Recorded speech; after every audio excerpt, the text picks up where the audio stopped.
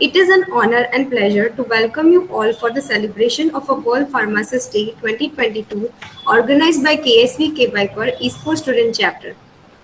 ISPOR, that is International Society for the Pharma Economics and Outcome Research, is a non-profitable global professional organization in health economics and outcome research.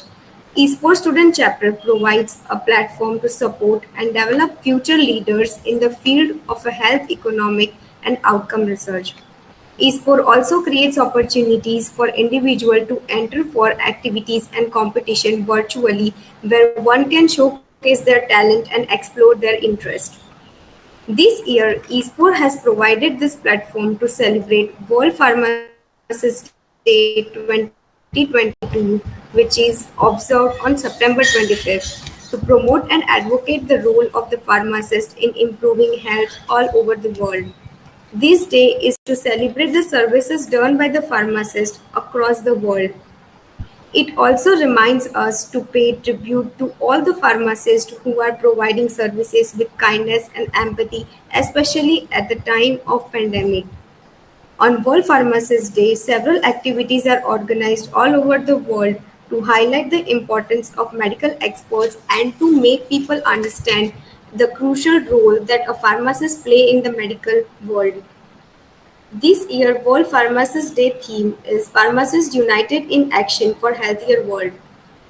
The aim of the theme is to showcase pharmacists' positive impact on health around the world and to further strengthen solidarity amongst the profession. For the celebration of the World Pharmacists Day, we have organized this year's events comprising of eminent expert lectures, pharma art, e-poster presentation, and pharma play. I request you all for your kind cooperation throughout the program and making it a grand success. What can be better way to start an event without God's grace? There isn't. Hence, proceeding with the prayer. Thank you for bringing us together today in the spirit of generosity. May we honor one another by keeping an open mind. May we voice our truth and listen with an open heart. May we concern our will to unite and fruitful outcome. We ask for our wisdom and grace to use our talents for betterments of others. With gratitude, we offer this prayer in your name. Now, I would like to welcome our Honorable Principal, Dr. Shrikal Deshpande, and say a few words about this event. Thank you, Prina. On the occasion of this World Pharmacist Day, it's the privilege and proud moment that I am a pharmacist. And I'm also honored to welcome Dr. Nagappa sir, Dr. Anil, Tumkur sir also, and all the registered delegates, all the LOC members. In this 25th September is a World Pharmacist Day. We are all out from the COVID sessions, but we know the importance of the pharmacist as an active role during the COVID conditions. Actively as a COVID warriors. Yesterday only also we had given the award certificate to the 8 of our COVID warriors, which were actively involved in the various activity. Our responsibility as a pharmacist is day by day increasing. Pharmacy Council of India is also making update. The World Pharmacist Day is the World Pharmacist Day. We know the importance of our role as a pharmacist in the world. Various responsibility not only as a drug, for the cosmetic, for the herbal, for the medical device, for the vaccine, for the nutraceuticals, where the roles is very important. Pharmacovigilance is also one of the area where we required as when we are as a pharmacist in the professions, we are always been expected respectable positions, but along with the respectable positions, we also required as well. We are also been responsible. So we are responsibility for many things, not only from the as a profession, not only for the home, the neighbor, the society, country. We require to be always aware update, knowledge, and information is required. Patient counselings are required. So various activities are done. So in this occasion, the 24th, 25th is also we are having the refresher course. So we are also thankful to Gujarat State Pharmacy Council. Nagappa sir, the Gujarat State Pharmacy Council is a very active council in the India, state-wise. And Gujarat State Pharmacy Council has given permission that Nagappa sir hai, so it should be the maximum spread karo. OBC में उसको record करके video record करके you spread it on the YouTube and maximum participants may join on. So I am also thankful to Gujarat State Pharmacy Council and our Gujarat State Pharmacy Council President Dr. Montu Kumar Patel is also the President of Pharmacy Council of India. In the morning only he had also conveyed the message of best wishes for the on the World Pharmacists Day. So definitely I welcome all the registered delegates, the speakers, all the LOC members and participants. Thank you, Prima. Best wishes. Thank you so much, Principal Sir, for your kind words. Now I would like to call Dr. Anantha Naik Nagappa Sir to say some few words. So, as we know, this is the World Pharmacists Day. Why are we calling it World? Because world has become a global village. We are all connected one way or other. So we are known in the world as the best world's poor man's pharmacy. We manufacture and we regulate all kinds of medicine and we export throughout the world. Throughout the world, our medicines are there. And we manufacture highly regulated markets. US FDA or Australia or Health Canada or European. All these places, we meet their standards and we export the medicines. So this is how the thing. Not only that, we are also manufacturing so many students are a human resource. Human resource in India, we have got 1,000 pharmacy schools. But despite of having all these, we are lacking in implementation of pharmacy practice. We are lacking in implementation of community pharmacy. We are lacking in the implementation of the clinical pharmacy and hospital pharmacy. Although we have handful of PharmD programs running across the country, but looking at the population of India, it is nothing. So we have got more scope to develop the pharmacy practice in the country. But to meet this challenge, I come out with I started an association where Tarachand also was there with me and all his friends. We started an organization called as Association of Community Pharmacists of India. This Association Community Pharmacists of India, even today very viable. Last year also we registered and this year also we are going to register. Audits are over. So it says that connect to community. Community connect. You go and meet the people, real people. Pharmacists are supposed to meet the patients and talk to them and find out what the problem they have. This is what the Community Connect program is there. I will talk in detail when it comes to this thing. So I request Sri Kalpadesh Pandey to start a Community Connect program center in your college. So as a result of it, regularly you go to the community, whether it is diploma in pharmacy or B.Pharm or PharmD. Who are eligible to become the graduate registered pharmacist, they must be given a training, they must be given a platform, Community Connect. Here in Community Connect, what we do is, Association of Community Pharmacy does not require any financial, it's a zero finance program for you all.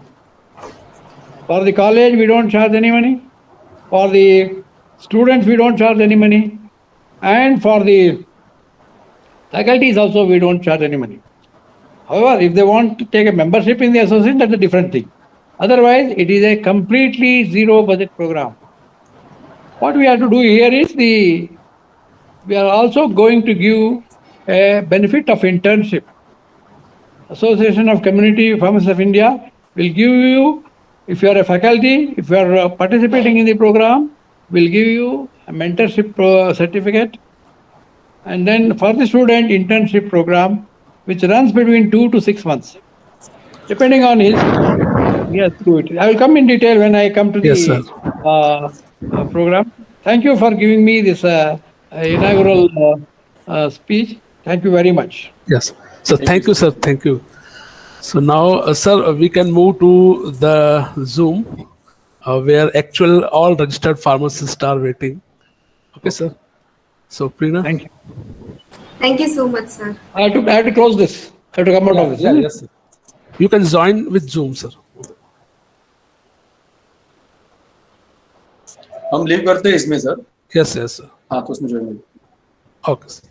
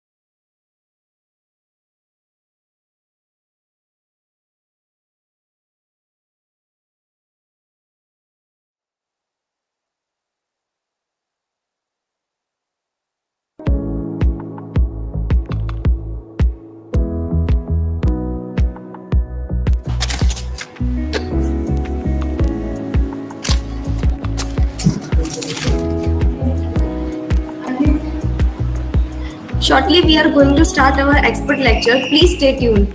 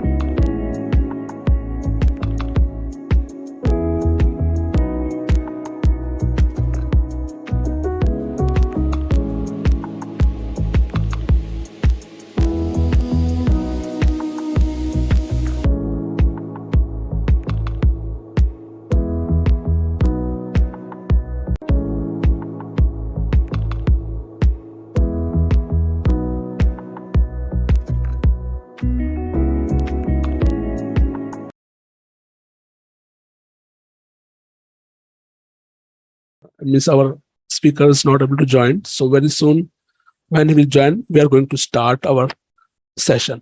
Okay, so just wait for a few minutes. Thank you.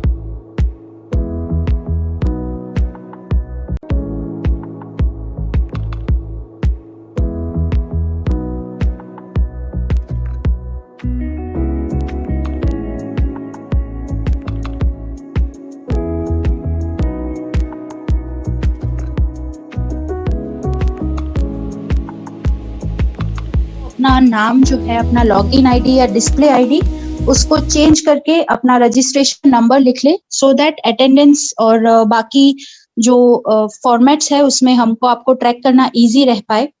आपका जो profile रहेगा उसमें 3 dots रहेंगे उसके side में, वहां से आप अपना लॉगिन आईडी या रजिस्टर्ड आईडी या डिस्प्ले आईडी चेंज कर सकते हैं। You can rename it. Okay, thank you. Hello, I joined. Finally, I joined. Thank you. Thank you, sir. Recording Dr. in progress. Tell me. Good morning, sir. You wasted nearly 20 minutes. We are late, sir. Actually. Sorry. I'll Good make up, morning. don't worry. Yeah, sir. So, good morning to one and all present here. I would like to introduce Dr. Nagappa, sir. Dr. Nagappa, sir, has done B Pharm, M Pharm from Government College of Pharmacy, Bengaluru, and PhD from Birla Institute of Science and Technology, Pilani, Rajasthan. Sir is having more than 35 years of academic and research experience. Presently, sir is associated with Committee Pharmacy of India as a president and professor at School of Pharmacy, Bahra University, Solan, Himachal Pradesh. Sir is having very vast working experience and he has held many senior positions at various well-known organizations of the India, like Manipal College of Pharmaceutical Sciences, Amity University, and as a director and as a principal of SCS College of Pharmacy. Sir has guided more than 9 PhD students, 110 M-Pharma student and 80 PharmD student. Sir is having more than 60 international and more than 80 national publication. Sir has done more than 5 book publication. Now, sir is having more received Lifetime Achievement Award internationally. So with this short introduction, I would like to invite Dr. Nagappa sir to enlighten us or our audience on the topic of community care connect everywhere. So sir, please share your screen and floor is yours. You can share. I can't share. Okay. I can share, so I can share right now, sir. Again, some technical difficulty means again we will be delayed. I don't want to. Even that slide share also is not important. Okay. I'll begin and in between you, after 10 minutes, you can share the screen. Good morning. Good morning, everybody. I was told that there are some practicing pharmacists also, and also so many young students, faculties, all these people are there. So now I want to speak on a new innovative program which is going to revolutionize the country, pharmaceutical field.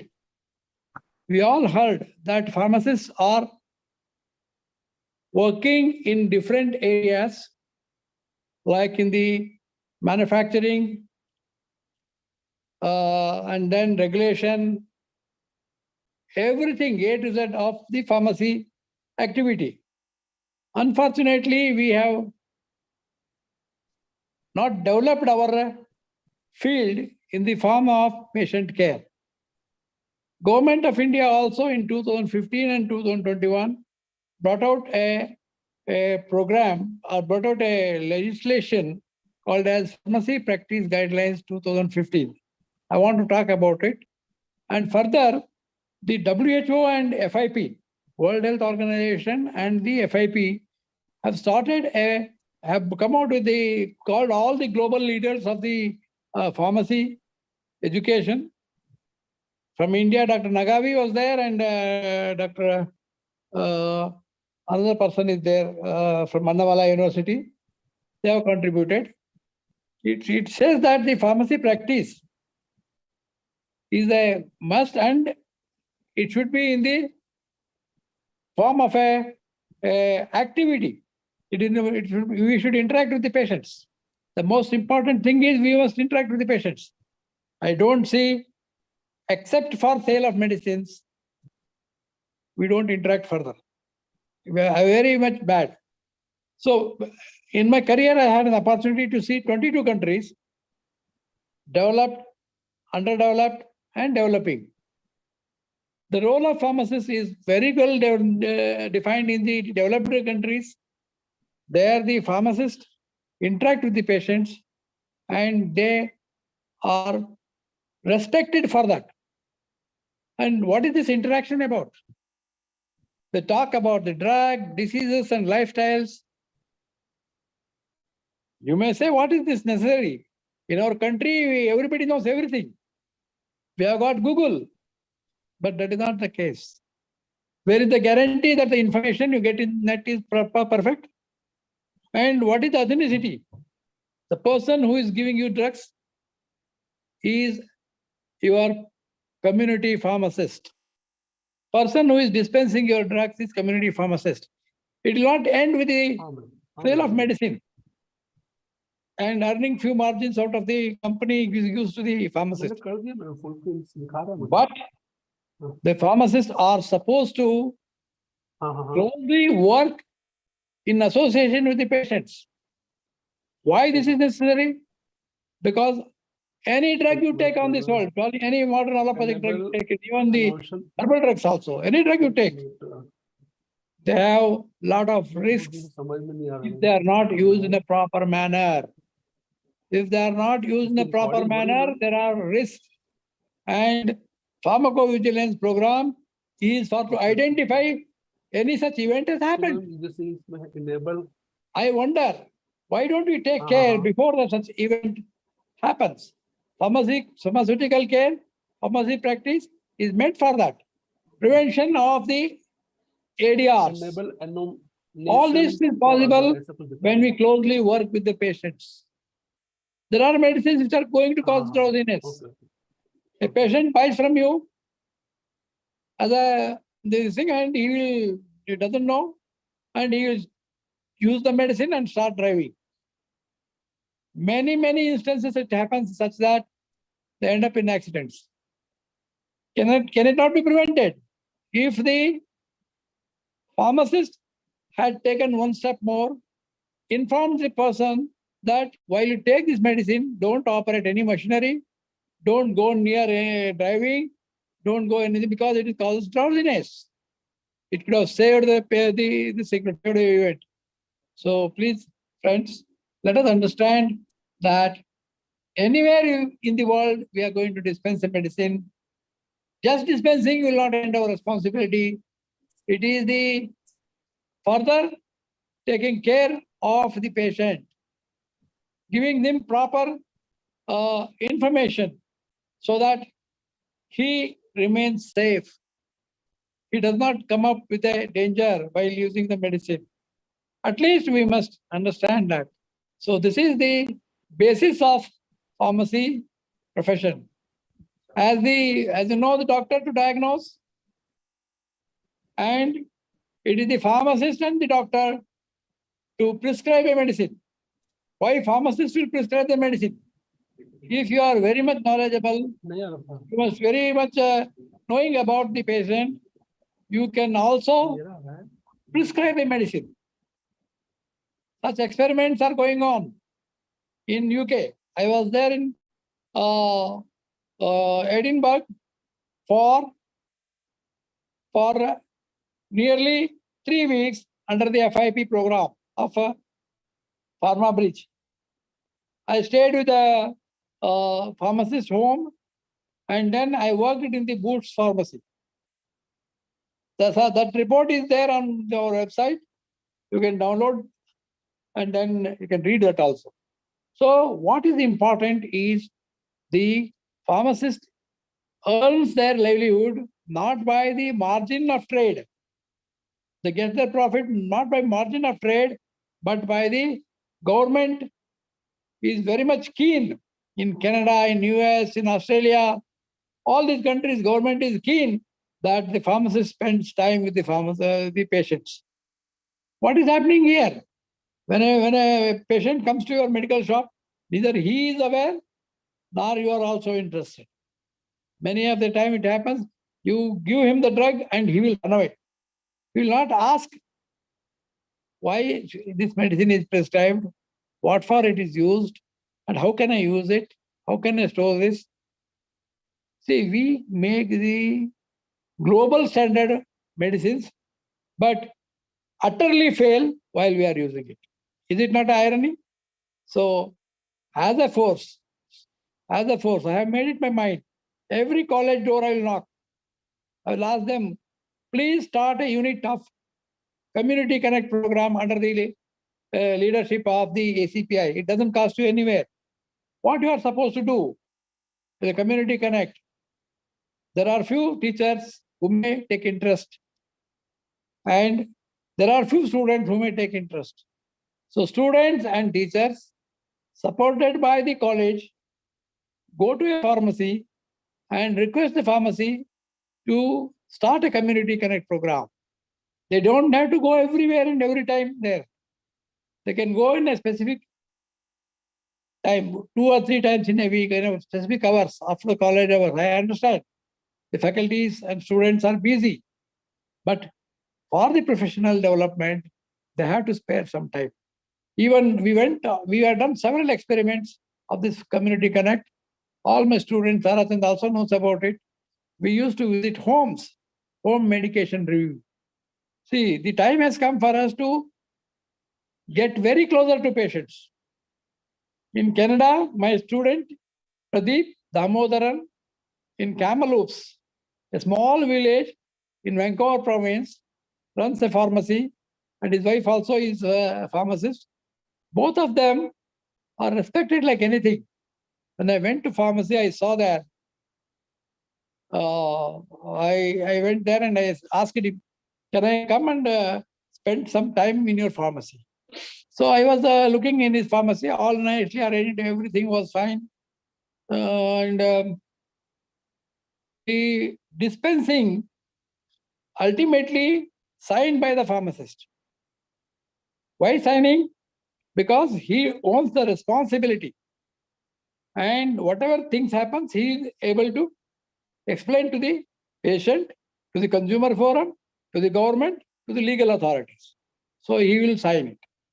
Afterwards, the patient will wait in queues for him for a short appointment. So each patient will come and he will see the prescription and interact with the patient and gives them all the information related to drug, disease, and lifestyle. And patient goes without any tension to the home. In India, we have to bring in such a system. This is Community Connect program. Please understand, we have to do it very fast because the WHO has clearly said that there are some data is there. I want to read about that data. WHO, what it says about the pharmacy. This thing, just let me refer to that. This thing and get back to you.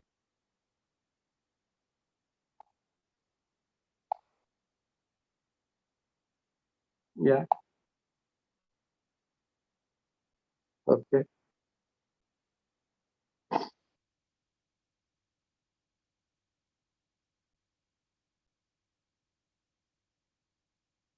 See, just a moment.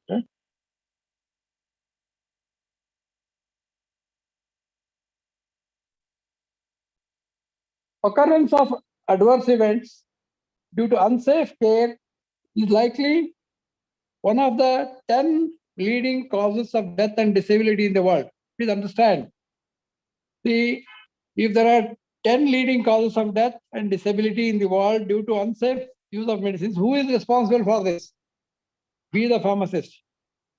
In high-income countries, where there is a very established system of pharmacy and all these things, so 10% is harmed while receiving the hospital care. The harm can be caused by a range of adverse events. Nearly 50% of them can be prevented. Each year, 134 million adverse events occur in hospitals in low and middle class countries. we also come under low and middle class countries. Please understand that nearly 2.6 million deaths happen due to our non-participation in patient care.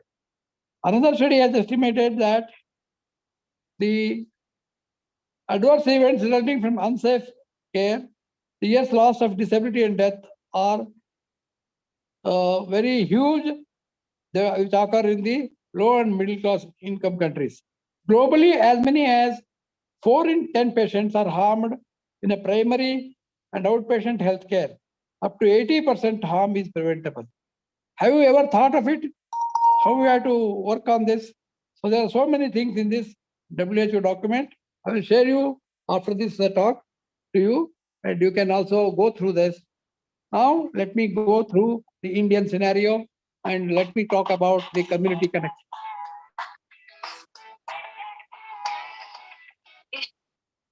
So, the next slide, please. You can straight away move to the pharmacy practice. You can straight away move to the regulations. Gazette. Now, yes, sir. See, look at this gazette. It came in 2015. Pharmacy practice regulations. So let me go to the next slide, please. So they define what is pharmacy practice. Pharmacy practice means interpretation, evaluation, and implementation of medical orders, dispensing of prescriptions, drug orders, participation in drug device selection, drug administration, drug regimens, reviews, and drug or drug related. See, this is the definition of pharmacy practice, which came into force on 15th of January 2015. We are in 2022, September. Still, we are not able to practice this pharmacy in a proper manner, as in the true spirit or in the thing. Can I have the next slide, please? So, all the registered pharmacists, whether he is a diploma in pharmacy, degree in pharmacy, Form D is eligible to provide the pharmacy practice. Can I have the next slide, please? So there is also provision to collect fee from the patients. Whereas in developed countries, I said they will only pay. In Australia, my friend is a pharmacist there. His interview also, I put it in 2008 on my website.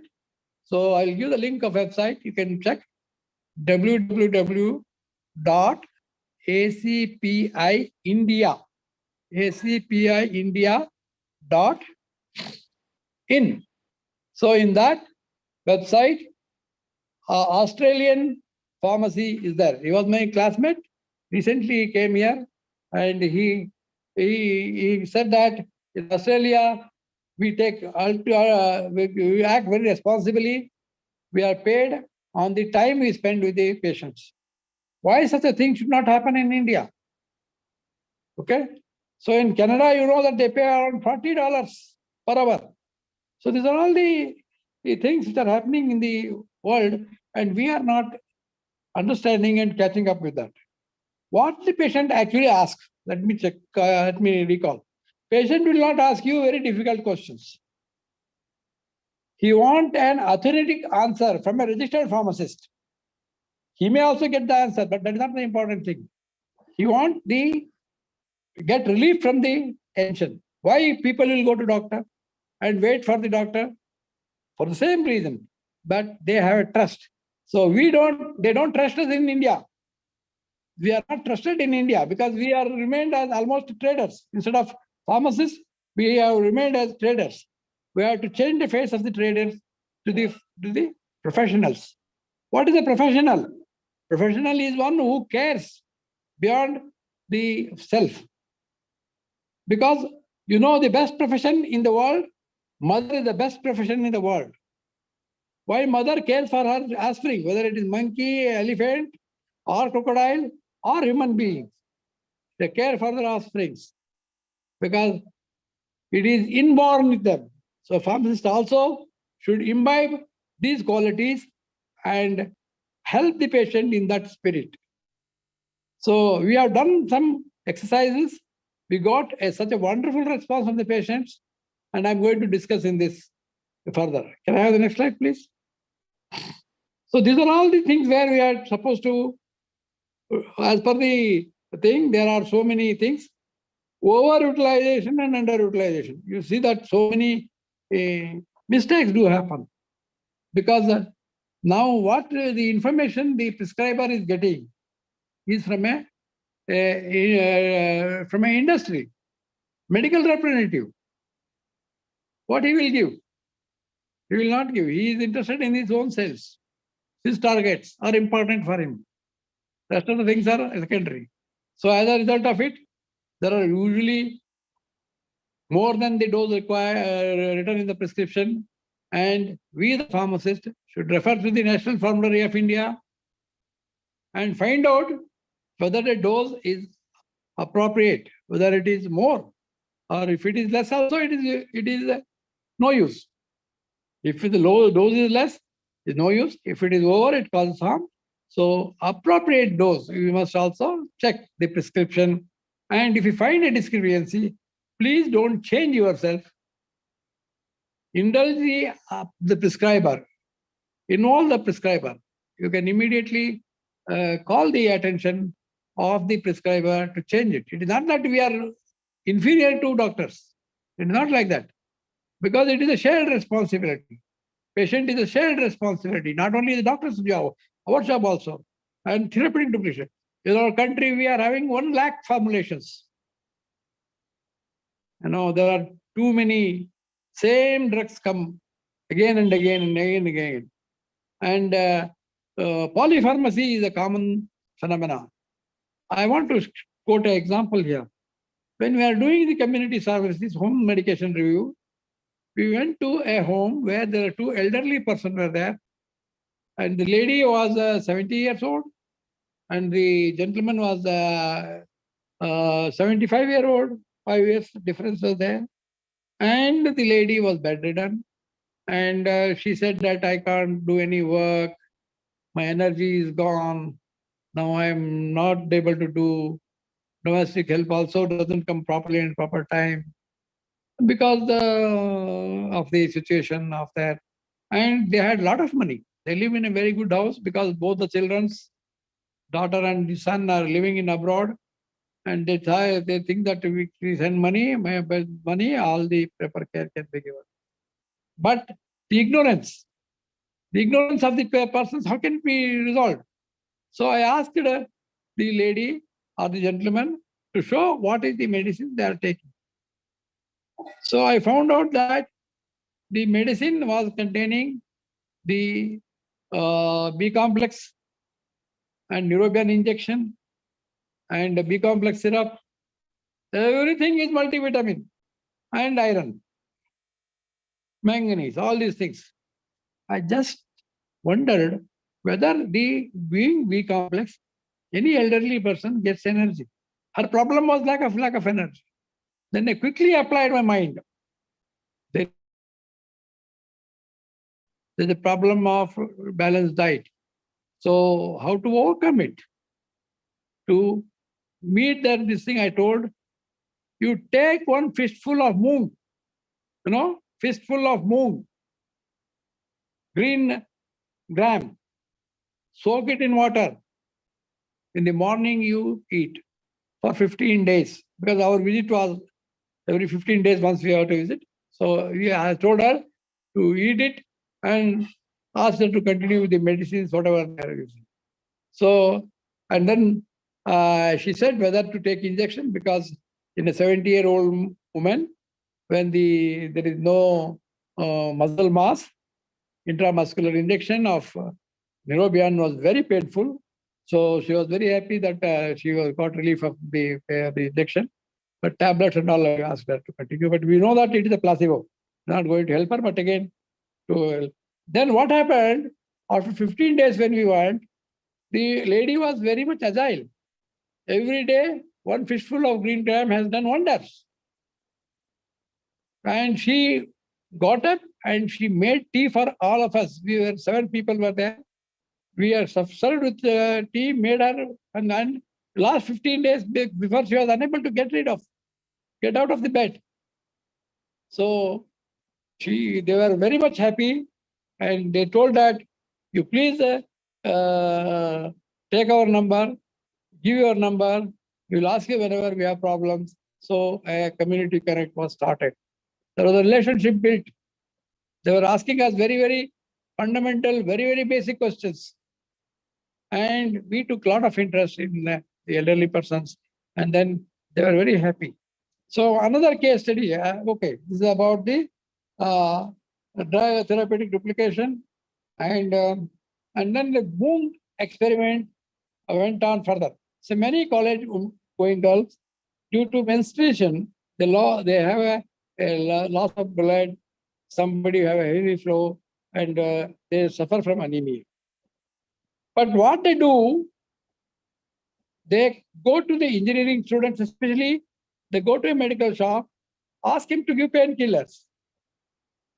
Without thinking what is the problem for the painkillers were sold, not dispensed.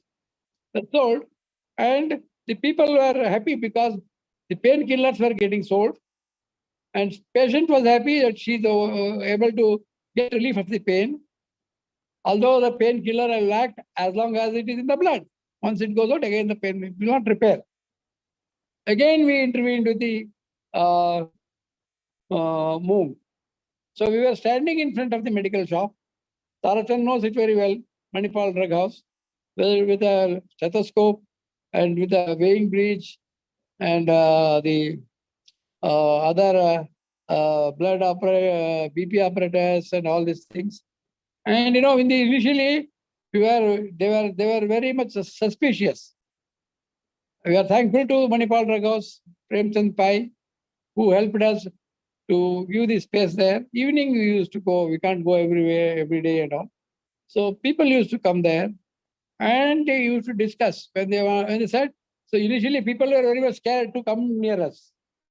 They thought these people will take money from us, so we will not go unnecessarily. We will not get trapped.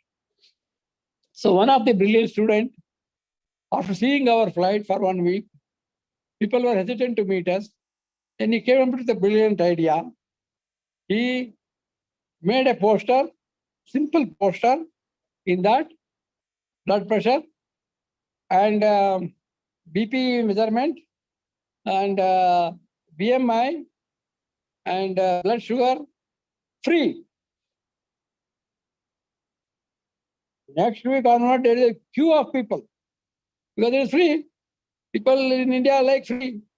So when they came for the BP measurement and all, we asked them, do you have any other problem? Yes, I had a backache, I had a weakness. All these were revealed. And for them, everybody, I gave them the Moong advice. So they took Moong and their problem was resolved. See, now I wondered that the Moong is having a lot of nutritional value and everyone should be asked to consume it every day.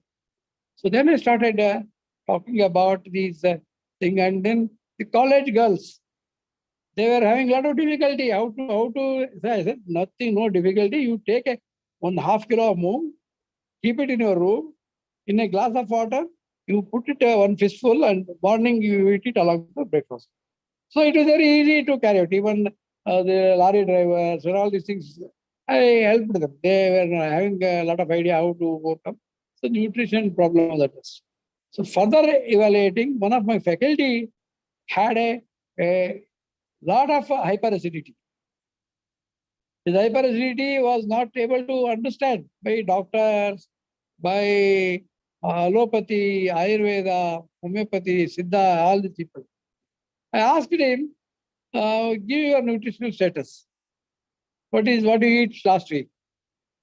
He gave a list of things: breakfast, carbohydrate enriched; lunch, carbohydrate enriched; and then dinner, carbohydrate enriched.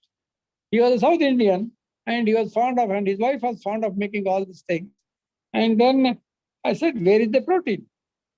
We have to take around 30% of the protein, or 30 to 35% of the protein in the diet. Where it is? Sir, I don't know all these things. In idli and dosa, they will put some urad dal. Otherwise, if I eat, there will be gas. I said, you being a pharmacy practice fellow, what are you talking? What are you talking of urad dal? Being a gas. That is the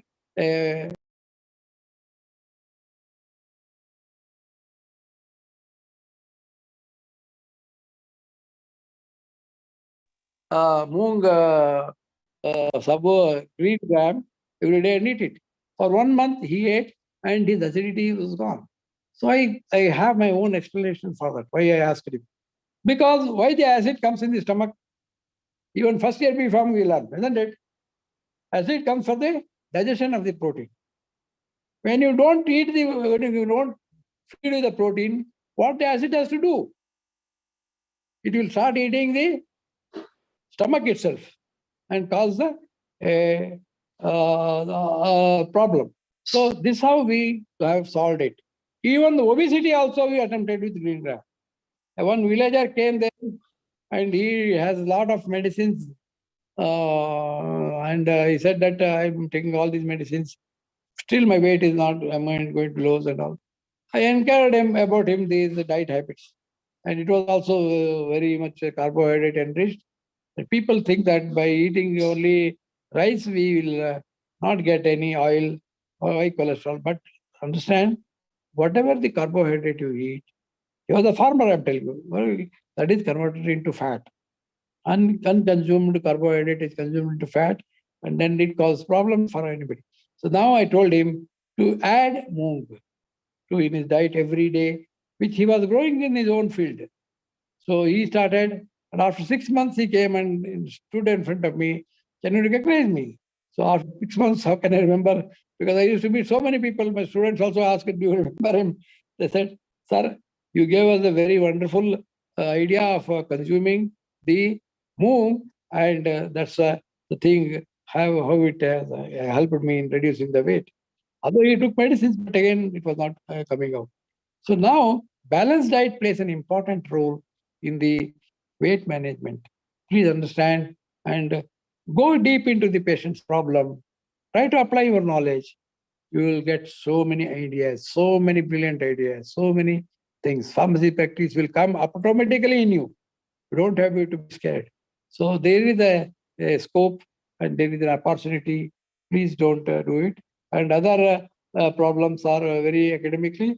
You can find the drug-disease interactions, drug-food interactions, drug-drug interactions, incorrect drug and duration of the drug treatment, drug allergy interactions.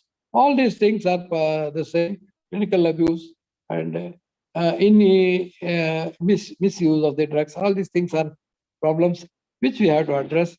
So if we care for the patient like a mother, then you will be a wonderful pharmacist and you will be doing a good service to the patient. So patient will again will be happy and he will come to help you. See, I would like to take another example of my father, who was also a pharmacist. I tell in every meeting, every community connect meeting.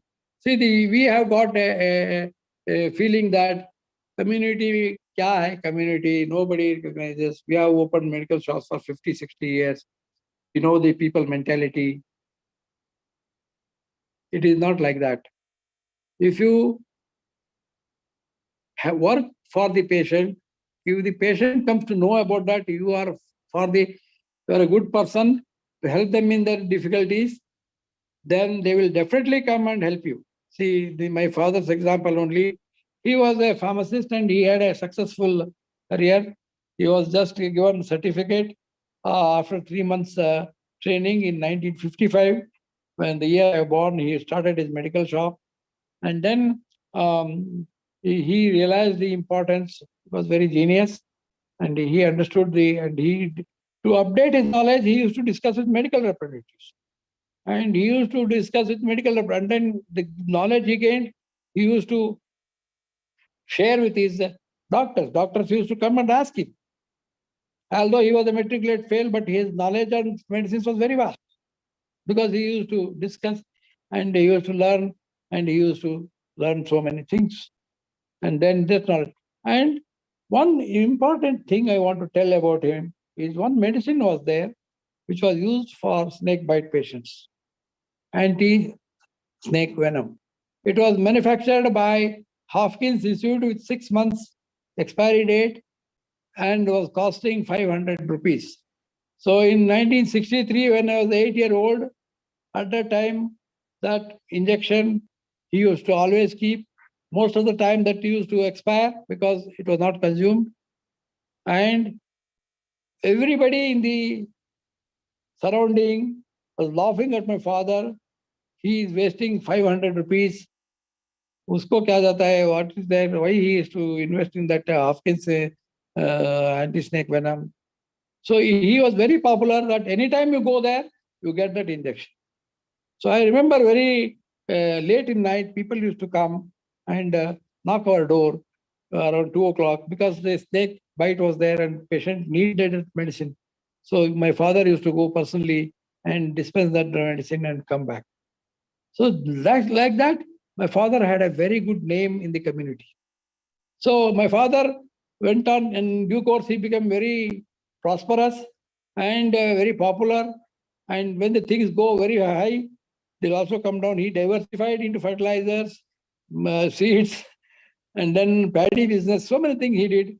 But again, everywhere he met with a loss because his staff gave him a, like in Hindi film, so he became a pauper. When he became a pauper, he came back to his medical shop and to see there's nothing left. His partner or his worker has taken everything and it was just an empty racks. At that time, my father sat there. You know, at that time, I really realized what community means to us. People came to our medical shop and with the prescriptions, they used to check whether that drug is available in my shop. If it is available, then he goes to go to the medical shop.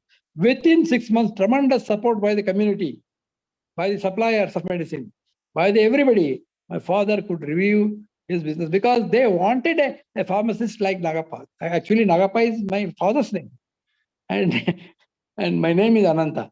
I was called Nagappa by my PhD guide, who said that in your certificate it is there, you should be Nagappa. Then in all my publications, Nagappa, and you also know as Nagappa. So as a reverence, as a respect to my father, I still be proud of being called as Nagappa.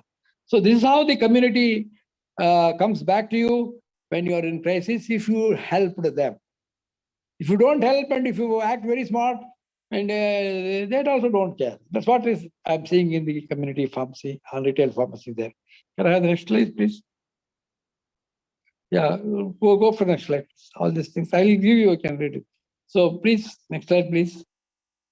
Next slide, please. There is a ethical action, very important, and punishment also is there if you don't do it. But unless you are caught, you are not thief like that in our country. So misconduct and punishment, people are very smart to evade, but that is not the correct thing. Yeah, can I have the next slide? You can come out of this. Yeah, come out of this. Yes. So, while doing our exercise, a student from Nepal in Kathmandu University, there is a program called as pharmaceutical care, empowerment pharmaceutical pharmacy practice or something like that is there. With our known acquaintance, Mr. Devyani Babode came to Manipal and she said that I want to do a project under you because I was working as a professor in Manipal Pharmacy Management Department. Said, okay, you can join us. And she did a wonderful study. She recruited around 50, 60 diabetic patients, went to their home and corrected and give the pharmacy practice as per the protocol. And she also used a questionnaire, ADQUIL, Audit Diabetic Quality Control, Quality of Life of the patients.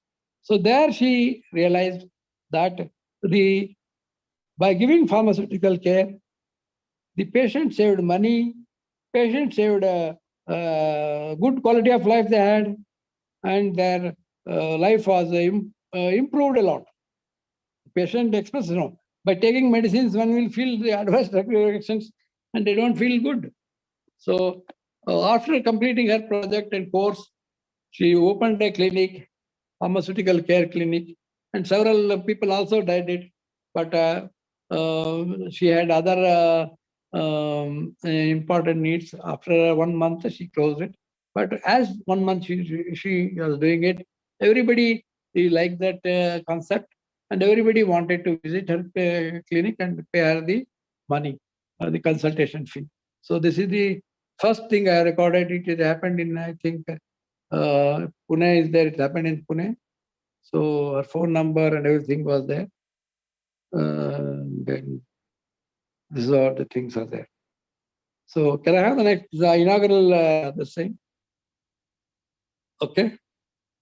So when we do community care, we must engage the patients.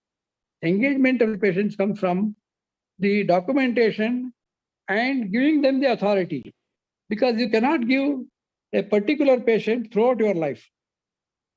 So what the idea is, we have to give care for at least for 3 months, and then I'll give you exact protocol how it should be given, and then the patient will become self-knowledgeable to manage his own condition or her condition. So this is the pharmaceutical care center card we have made. Can I have the other side of the next slide? So here we used to record the BP, blood sugar values, and the BMI values, and leave it with the patient. So every week we used to go there and measure and say the patient, this is your condition. So when he used to see there, then he became more interested. Then he started, let me also follow this trend. And like that, we made him the awareness. Awareness is half of the disease cure. Because people are not aware. They will eat anything and they will see the doctor, and they will follow their advice and see that the blood sugar and blood pressure and BMI are under control. Is it so? Monitoring, especially self-monitoring, is very, very important. And we have to take care of the self-monitoring by the patient himself or herself. So we used to give them all the ideas. And nowadays, apps are available. Blood sugar health diary is there. So that app you can, whenever they measure it, and the glucometer also is available at a very cheap price, 500 rupees with 25 tests, it is available. And only the strips will cost 10 rupees a strip. And that strip, using that, we have to engage, we have to teach, we have to motivate the patient to monitor their own blood sugar levels. They will understand how much to eat, how to manage, what is their blood sugar. But what's happening now? They will go to a doctor 15 days, once in a month. Usually they will ask you 3 times, 3 months. After 3 months, you come and see me. In between, what happens? The patient doesn't monitor. It gives them a lot of problem. And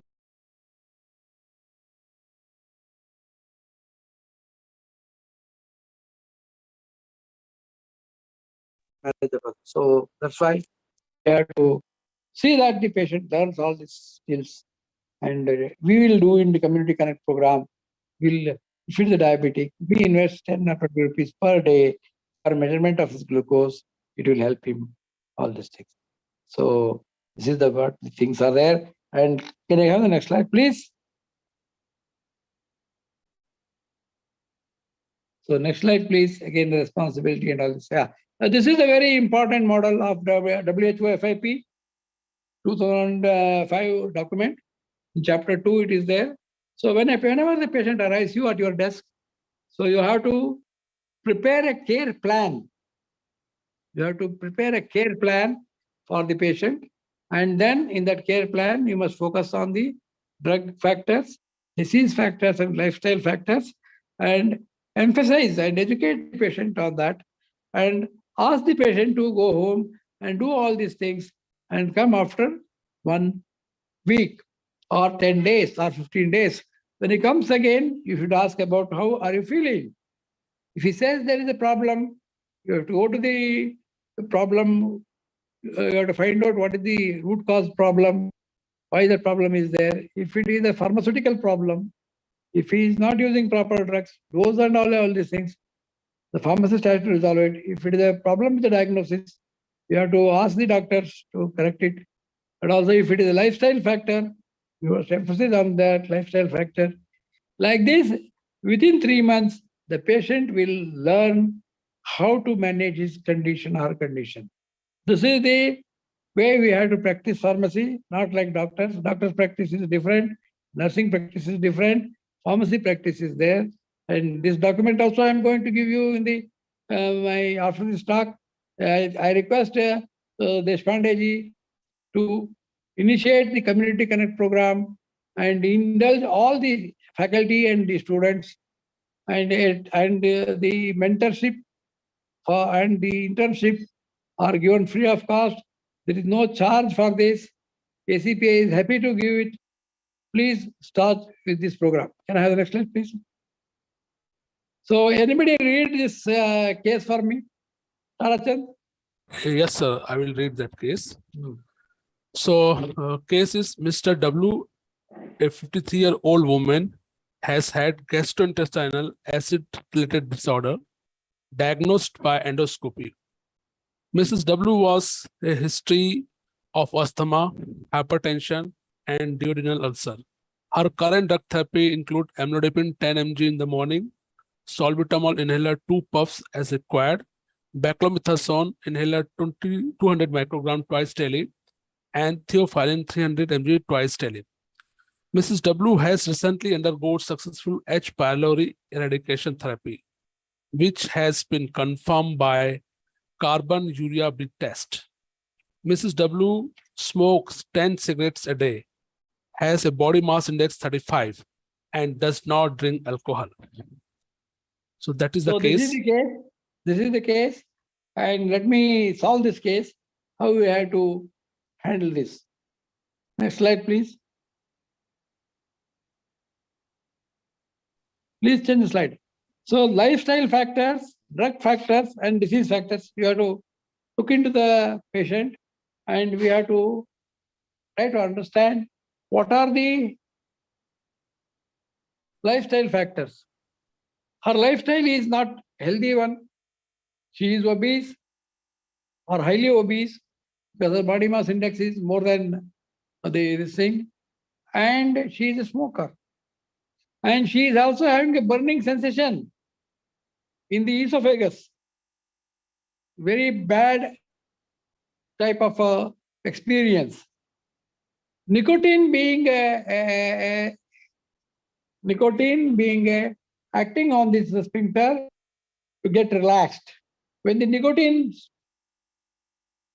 she smokes cigarette, this nicotine will cause the sphincter to relax and the esophagus will get the acid bump and then causes the burning episode. Why I am telling you all this thing is we have to counsel patient. How we have to counsel patient is how you are counseling to stop smoking will help the patient to overcome this.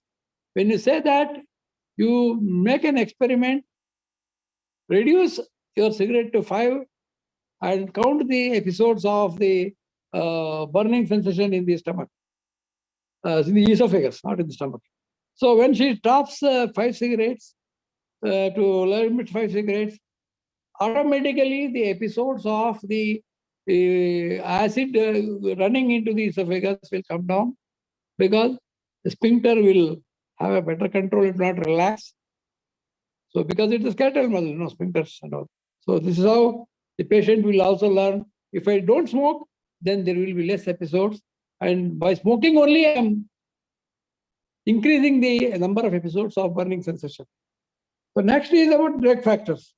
So doctors are not experts in drugs. What I mean to say is they are not having the deep knowledge. The pharmacy people will appreciate me. The calcium channel blockers is prescribed to her. And a calcium channel blocker again causes the relaxation of the sphincter. So what for the calcium channel blocker is given to her? To reduce her blood pressure, isn't it? So for blood pressure, there are 10 categories of drugs available. So why calcium channel blockers only? Isn't it? It can be solved by other problem which does not interfere with the sphincter.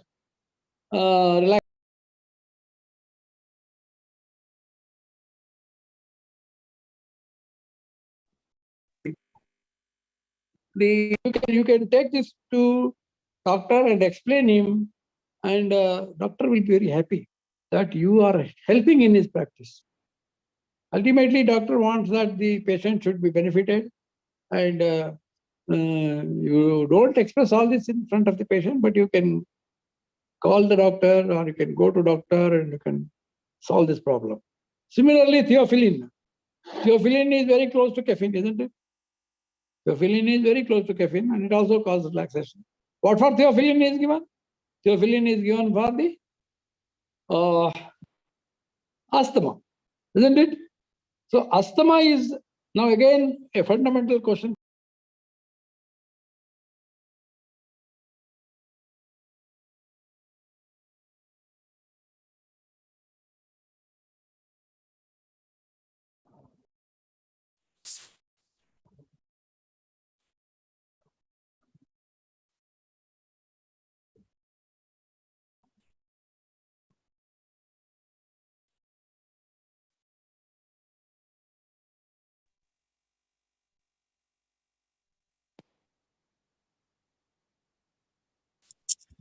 Sorry.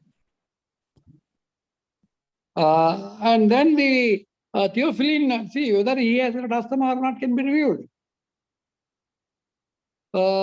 See the asthma can be reviewed by measuring the respiratory volumes by a free flow meter, a small device, handheld device. Ask the patient to blow in it, and if he crosses the very good respiratory volumes, then he may not have asthma. Why this doubt will come? Because the asthma is usually related to hyperacidity. When the patient is having a GORD, acid is entering the esophagus. From esophagus, it may enter the respiratory tract also. There it was causing the asthma. Now, carbon urea blood test. What is the carbon urea blood test? Carbon urea blood test is the human doesn't have an enzyme called as urease, whereas Helicobacter pylori has an urease enzyme. When radio-labeled urea was given, if there is a urease enzyme which says that there is a Helicobacter infection is there, so that will break down into carbon dioxide and ammonia. This carbon dioxide, which is radio-labeled, can be identified by mouth handheld scintillometer. Then we can confirm that when there is no Helicobacter pylori infection, when there is negative is there, then he or she is cured of asthma. So when there is, then you measure the respiratory volumes, and then you will understand that the respiratory volumes are not there, are standard, and you ask the doctor to work out on the respiratory volumes and find out whether he is asthmatic. If he finds out that asthma is not there, you are making a very big contribution. All anti-asthmatic drugs are not required, isn't it? So the patient is relieved of a very big burden of using these anti-asthmatic drugs. So don't think very small. You may lose some business, but again, in the interest of the profession, when you do such service, the God will help you, profession will help you, and community will help you. So like this, we have to go on. So please try to understand this point. Can I have the next slide, please? So home medication review, some photos you can show it. How we have to, yeah. See, nowadays we are having a patient-centric care. We want that patient-centric care comes into this thing. That is how WHO advocates But in our country, the product-centric care is there. The product is priced. Brands are sold at a very high price. So to counter that, the WHO has understood that all this gafla of product glorification should not be there. The product, rather than the patient, is glorified, and products are sold at a premium price, at a very heavy price. So we have to, in the interest of the patient, we should make a patient-centered care. So all of us will work on a patient-centered care. Can I have the next slide, please? So is the team player? Yes. Next slide, please. Next slide, please. Next slide, please. Next slide, please. There are some photos of there. We come to the photos directly. Yeah, see, this is one of the photos where we went to home medication review. We used to go on Sunday morning. So Sunday, no work. We'll go there with the students. Not every student used to participate. Few interns, 4 students used to interested, and they used to come and understand. So the measurement of the BP, measurement of the monitoring of all these things, the patient, they used to cooperate. So gradually they cooperated in such a nice way that they used to invite their for the family functions. They said that because we are not charging them any money, they said that we must also pay back. This is what the world is about. You give some help, they also want to give some help. We received marriage invitations, and this lady is a bedridden, and this is our intern monitoring her BP and helping her. So this is also a bedridden patient. All these things were very nice, and the card have been filled up by this thing. This is again, next slide, please. So this is also a review. So the middle is the PharmD. I think Tarachand knows about her. She's from now she's in Australia, and next is our pharmacology student and myself. So it was a 10 years back photo, and then. So I think I come to the end of my discussion. I can go on like this. I think Tarachand will not permit me. So thank you very much. And I request again to begin with the community connect center there and go in the go to a medical shop, interested medical shops, and in the teamwork, medical shop, mentors, student volunteers, and the college will do a wonderful this thing and build. And there are so many studies have been done, and all these things are there. You have seen it. So thank you very much for your kind patient attendance, and please ask any questions you have. Yes, thank you, sir. Thank you for your practical experience with us. Now session is open for question and answer. So from audience, anyone who wanted to ask any question, please type question and answer session. If anyone wanted to ask, please type their question at question and answer session.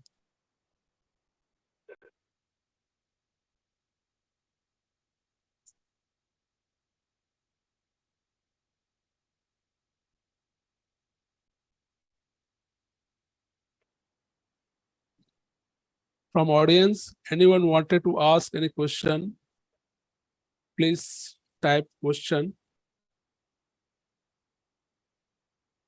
at question and answer session.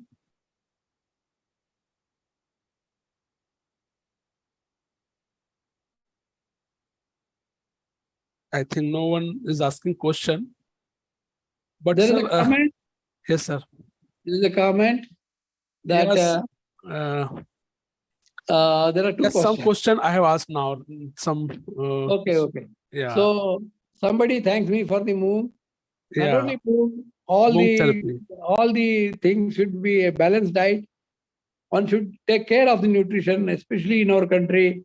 Nutrition is neglected. Only medicines are given importance. Medicines cannot solve the problem.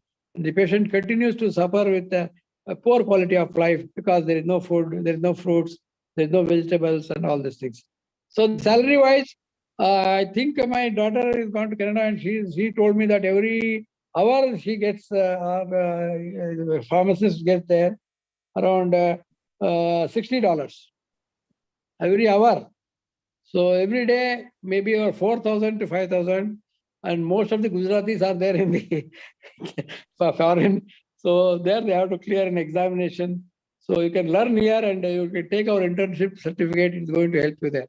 USA also, there are insurance companies. They engage you to give pharmacy practice. And in Canada, the government itself will give you. In Australia also, this is very. Money is not a problem. No, money can be made. Even in India also, money can be made. But how we make it, what is the means of it, and how we serve the public, and how we get money is more important. Recently, 2 PharmDs from, See, everywhere, B.Pharm is valid, PharmD is valid. In some of the countries, diploma also is valid. Only problem is, after going there, you have to pass their examination. And examination is, and then the license is not given for life. You have to do it again after some period of time. The license expires and you have to update your knowledge and you have to do it. So that knowledge is, updation is very important. The government will give you the license, then only you can practice your qualification. Even though you're a PhD in pharmacy practice, you are not allowed to practice there. They have got their own board exams, and board will go to regulate the profession, and you have to complete that board examination, clear that examination, and then you will be given license for a 1 year or 2 year, depending on your performance. Again, next after the expiry, again you have to practice as a pharmacist, again you have to appear. So in that way, the people can get a proper qualified as pharmacist services. Okay, sir. Thank you for your support and experience with us. Now we are ending this session. So, ma'am, over Yes, to you. sir. Thank you, sir. Moving on to our next session, that is to be taken by Dr. Lalit Lata Jha. Dr. Lalit Lata Jha is the principal of School of Pharmacy, Parul University.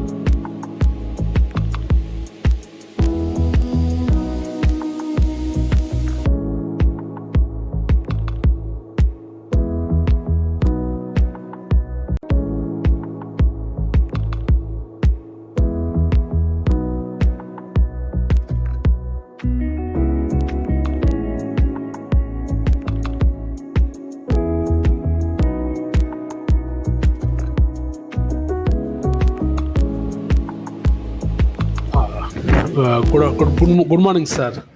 Very good morning. How are you, sir? I'm doing good. Thank you, Tarachand, for welcome. inviting me. Yeah, welcome you, sir. Now, just sir, please check your screen. Can you able to share your screen or not? Yeah, Or otherwise, I can share screen. No. Let me. Yeah. Then we can start next part. Actually, already we are late due to some technical issues. Nagappa sir was not able to join. Okay.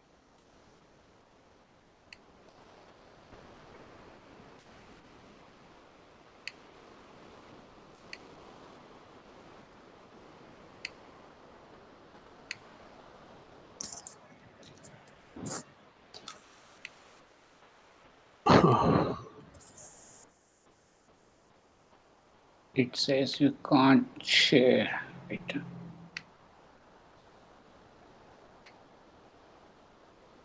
At the bottom, sir, I think share option is there. Wait.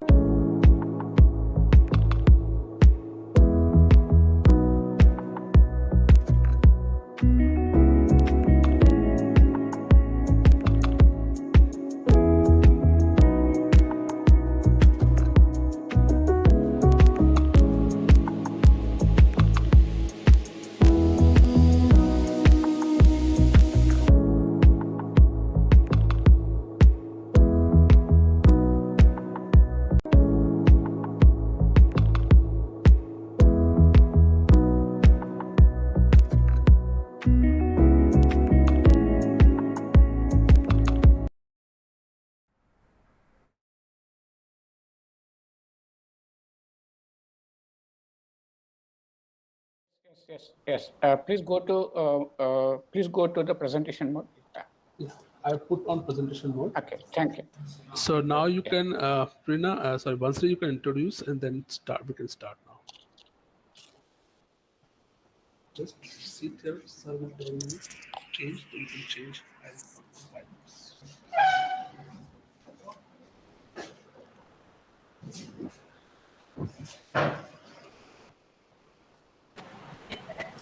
Good morning. Myself Tirth Savaliya from Pharm D 5th year at KBIPER and will be taking over as a host for the further events. Now, I respectfully welcome Dr. Anil Tumkur sir.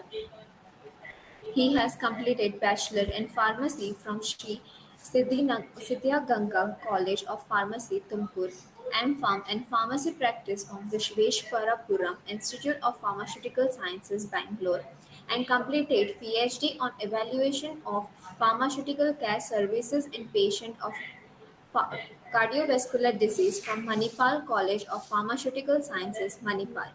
He has work experience in marketing for 6 years and in teaching for 15 years, and is currently Principal in Administration and Management of Sri Sharna Basa Vishweshwar College of Pharmacy, Vijaypura, Karnataka. Now I request Dr. Anil Tumkur sir to enlighten the audience with your precious words. Thank you. First of all, I would like to say happy Pharmacist Day to all my friends and students. This is a great day and I am happy to be with you on this auspicious day. Yeah, I am Dr. Anil Tumkur. I would like to speak something related to patient-reported outcomes. Yeah, slide please, next slide.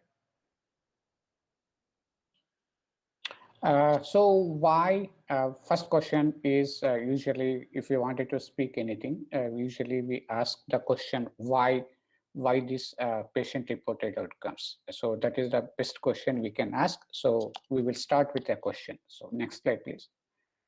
And there will be a video. Please do play the video. Please watch this video. Can you watch this video?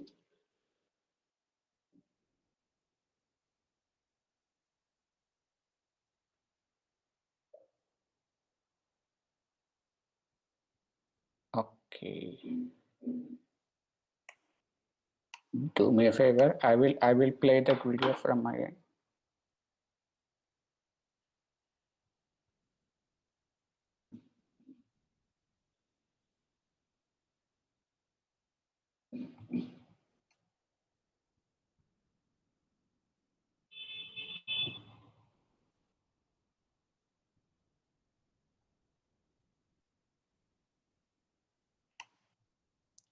Can you do? No. Okay, no problem. Please continue. Okay. Just a minute.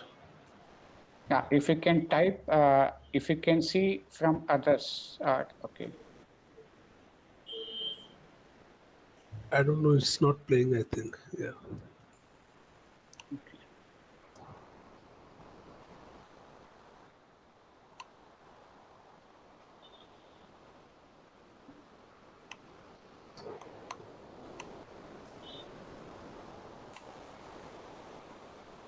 Now started, I think, sir. Started? Okay. No. Still.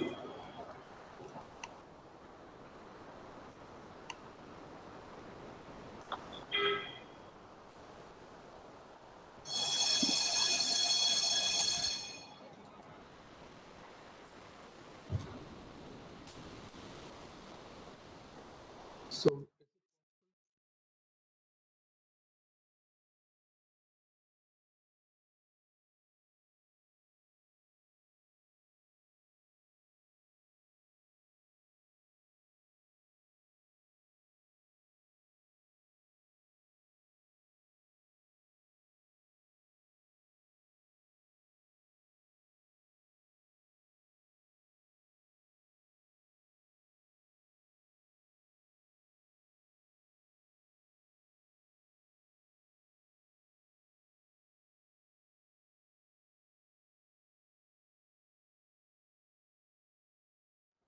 Yeah, just put click. Yeah, same first one.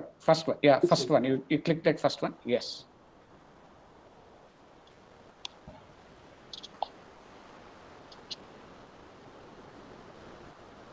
This is the video which I would like to show to every student of mine. So what we see other people, okay, what they would have been facing.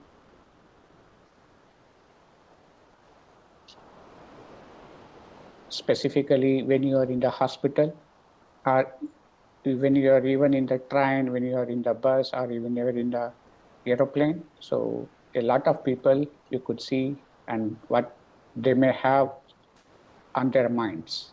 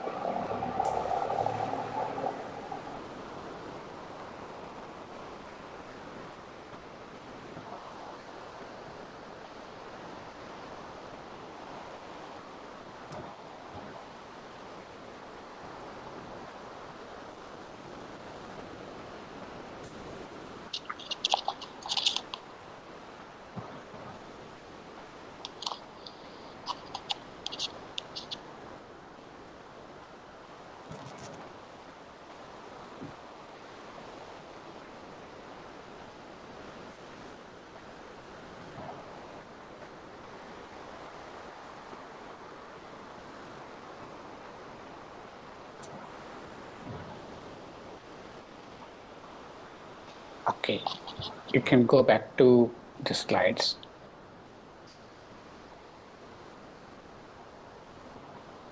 Okay, go to the next slide. Yeah, so why this PRO, you might have understood, because each person will have its own perspectives on the life and how he would be feeling on that day, on that disease condition is a very important aspect.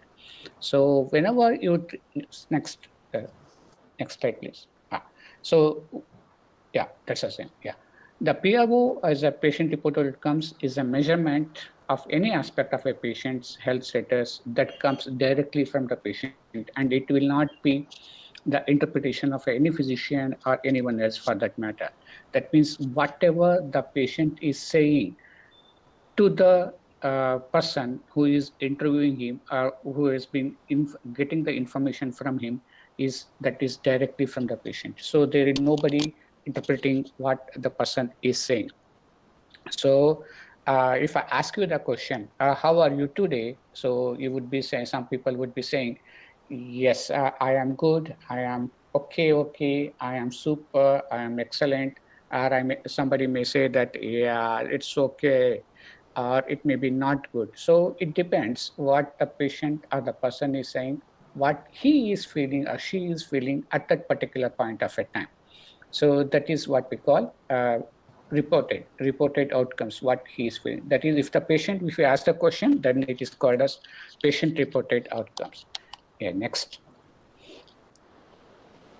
So what it consists of? It consists of the two major things. One is the function. Function is, it may be a daily activities like how you take a bath, how you brush your teeth, how you do the walking, or whether you can able to do the daily work as usually. So that is what the function is. And then the most important thing is how you are feeling. Okay, so these are the two major elements which is associated with the PROs. Next. And the most importantly is the concept. So you just remember these two lines, that PRO concept, the patient reported concept. It may be a simple one, like a pain, it's a pain scale. Okay, say for example, usually we ask you when the patient is in pain, how do you tell that you are in a pain? How much pain you have? Then the people would say that it is high, mild, low. Okay, so that is not possible to differentiate what is the exact pain it is. So we usually use a simple visual analog scale, or we can use a simple question like that. If it is 0 is no pain and the 10 is the highest pain which you can bear it. So what would be the number between what type of a pain you are having? Then the patient can quantify, that is the most important one. The patient can quantify the pain is 5 or 3 or 7. Okay, so that is where the medication can come into the practice. If it is a mild pain like 1, 2, then they can give a painkillers like analgesics, the non-steroidal anti-inflammatory drugs like ibuprofen, diclofenac. And if the pain is high, extreme, more than 7, then the patient can be given the medications like a morphine to subside the pain intensity. Okay, so that is a simple one. And the another concept is usually a complex one. That is usually it will be like treatment satisfaction. Say for example, you are taking a cancer treatment, and then out of that cancer treatment, how you are feeling that out, how do you rate your treatment, whether it is helping you or not helping you. So the treatment satisfaction. Or say for example, we have a preference. So preference is that whether to have uh, a cardiac resynchronization therapy or a pacemaker, what would be the options? So what would be your preferences, whether to have a pacemaker or a higher end version of a cardiac resynchronization therapy, that is a CRT machine we will be adapting here on the heart. So what would be the preferences and what would be the advantages of having a particular instrument on the body? So that is the preferences. Next slide, please. So there are few types of the patient-reported outcomes. One is related to the symptoms. Okay, so I have already told you the symptoms is usually associated with the impairment. Impairment is, it may be a fatigue, pain, or anxiety. How much anxiety you have for your disease? Say, for example, if the patient is recently diagnosed with a diabetes, or if the patient has been diagnosed with cardiovascular diseases, or the patient may have a transient ischemic attack, is a mild stroke. So what would be the anxiety level the patient would have? That is what we wanted to know. So that is the one of the type. It is based on the symptoms. And I had already told you about the functioning. So disability or the activity, how much it is the disease is restricting for you to do the day-to-day activities, like it may be bathing, ability to do work, and the activities of a daily living. It may be a walking, sitting, cleaning the dishes, cleaning the utensils, for that matter, or it may be how you are meeting with your friends, whether you can be able to do better, whether your social gathering has been affected. So all these things is part and parcel of the functioning parameters. And then we have a quality of life. Quality of life, again, this is how, again, it's a similar to the patient reported outcomes. This is one of the major aspect. It is based on the needs. So whether do you need a crutches to move, how much dependent on you, whether do you need inhalers to be carried every day, every time to your working environment. So that if you take, what happens, what needs to be done. So this is the quality of life based on the needs of the particular situation. Next, we have, next please. Next is we have usually the health status. Health status is usually associated with all the three major important parameters, like symptoms, disability, or occasionally small point of a quality of life. How you are feeling today, how you are feeling about a 1 week time. Or if we wanted to combine all these data, symptoms, functioning, quality of life, or the health status. So if we combine all these things, then we call it as a utility of a particular situation. Okay. Next slide, please. So we have two different concepts here. So that concept is we have like a disease specific as well as a generic one. So I would like to quote one of the best argument we had with my PhD days, along with my research supervisor, who is none other than Nagappa Naik, who you just heard. Okay, who was my he was my PhD supervisor in Manipal. We wanted to do a questionnaire about the patient-reported outcomes, and we wanted to do which one. So that was the question of content. And then we had a good argument on this, what to choose. So that is one is a generic one, generic questionnaire, and another one is we have a disease-specific questionnaire. So then we try to analyze what is best. Okay. Then we come out with a conclusion that we will use both. Okay, I will tell you why. The reason is the generic one is usually suitable for a general population, and then the disease specific is specific to disease group. Say for example, the generic questionnaires are like WHO QOL BREF 12, or disease specific like MACNU or MACNU heart questionnaire, or we have MLHF Minnesota living with heart failure conditions. So many disease specific or cancer specific questionnaires we have. And then we have what is the another advantage of being a generic is we can compare with any other condition or a disease group, whereas the disease specific is very sensitive to detect changes which are clinically significant to that particular disease. Next. It may be, but the generic one may have some shortfalls, that is shortcomings, like a content may be redundant for the certain conditions which may not be suitable. But the disease-specific questionnaires, what we use is a content which is relevant to the target group, so which is most important. And the generic one may be not sensitive to the diseases. It is purely for the general well-being of a person. It may be a patient or a non-patient. Okay.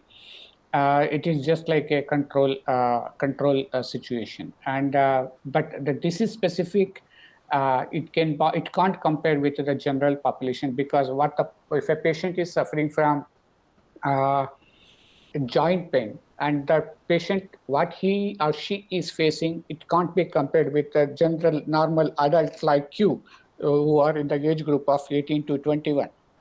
Okay, or the person who got an accident and he was bedridden, or another, I could give another example, like a athlete, okay, of your age has got damage before the major event, and what he would be feeling at that moment is totally different as a same age group person like you, who may not feel that particular feeling on that day. Okay, next. So we need to prepare a certain questionnaires to understand how the patient is feeling. So that is what we call a patient reported outcomes development. That is what we call the questionnaires development. So it may be useful for you specifically when you are understanding what are the important basic things needs to be done. Okay, so that one, the first one is we have to, these are the 5 steps which is involved according to the USFDA guidelines. This is the one of the important parameter when you are preparing for the questionnaire preparation. Okay, first one is identify concepts. Please click. That is the identify the concepts. The concepts are, it's nothing but you have to identify a certain claim. Say that this product is being used, which will help in curing the disease or alleviating the symptoms or anything like that. So you have to identify claims. We will discuss in depth in a later stages. Just remember, so you have to identify claims, so that, say for example, if I give a certain medication which would reduce the pain of a joints, okay, it may be useful for in your osteoarthritis or rheumatoid arthritis conditions. Next, we have to create the instrument next. So in that, create an instrument, so that you have to, once you understand the concept, so then you have to generate items. Items is nothing but the questions. So, and then you have to identify how do you introduce that to the patient? How do you do that? And then what time is essential to understand how the person is feeling, whether today how he is feeling, or whether what he or she is feeling over a period of a week or 15 days or 1 month. So how do you design that scales? Okay, so that we will discuss again in a later stages. So these are the important parameters. And then once you create the items, then you have to assess their properties. So what is that? So usually you will be doing reliability and then validity, and then especially to detect the change, whether the questionnaire or the items you have prepared, questions which you have prepared, is able to detect the smaller changes in the disease conditions, whether they could be able to do it. And then whatever the data you have gathered, you have to collect, analyze, and interpret next. You have to interpret that. So once you prepare, and then you have to do that with the statistical analysis, and then we will be having certain modifications if it is needed. Then we have to go with the modification of an instrument. So this is the basic concept of how to prepare the questionnaire. Next, we will take an example. How do we do that? So how do we do that? Usually when you are planning to develop a questionnaire, please try to get the items, the questions. Items is nothing but here, it's a questions from previous inventories. So that means previous questionnaires. If you want it, you can take that because it saves times and work, and so it will be redundant if you're using the same type of a line. If you are using, and if you spend so much time, so it will be useless. And then it will be always have the additional advantage because they have already tested it previously. Okay, and usually if you wanted to ask the question, it will be very few types of the way of asking the questions. Say, for example, how are you feeling today? So we can ask only one or two types. How are you feeling today? Today, how you are feeling? Okay, so there are only 2 to 3 modifications. So the meaning of the same question will remain same. So you can take the previously developed questions with the previous permission from the authors. Okay, next slide, please. So when you are preparing the questionnaire, that when we are talking about health related quality of life, there are so many domains are being influential. So the first one is the physical condition of the particular patient, how the physical condition of a patient is affecting that it surely affects. If the patient is bedridden and if you are asking because of the fracture and the patient has been bedridden with the casting and how you are feeling, that if the person is athlete, then he would say, I am really horrible because of his physical confinement. And then say, for example, social parameters, a social domain. Say if the patient is asthmatic, okay, and the patient is unable to go to the parties, or if you are unable to go to the movies because of the fear of being asthma attack. So that social impact is also plays an important role. And then the third one is we have a symptoms. So if, for example, if the patient, again, if I say the asthma, the symptoms may be intriguing and it may be painful, okay? Or if I take for an example, the rheumatoid arthritis conditions or osteoarthritis conditions, the pain would be unbearable and that would impact the quality of life of a particular person.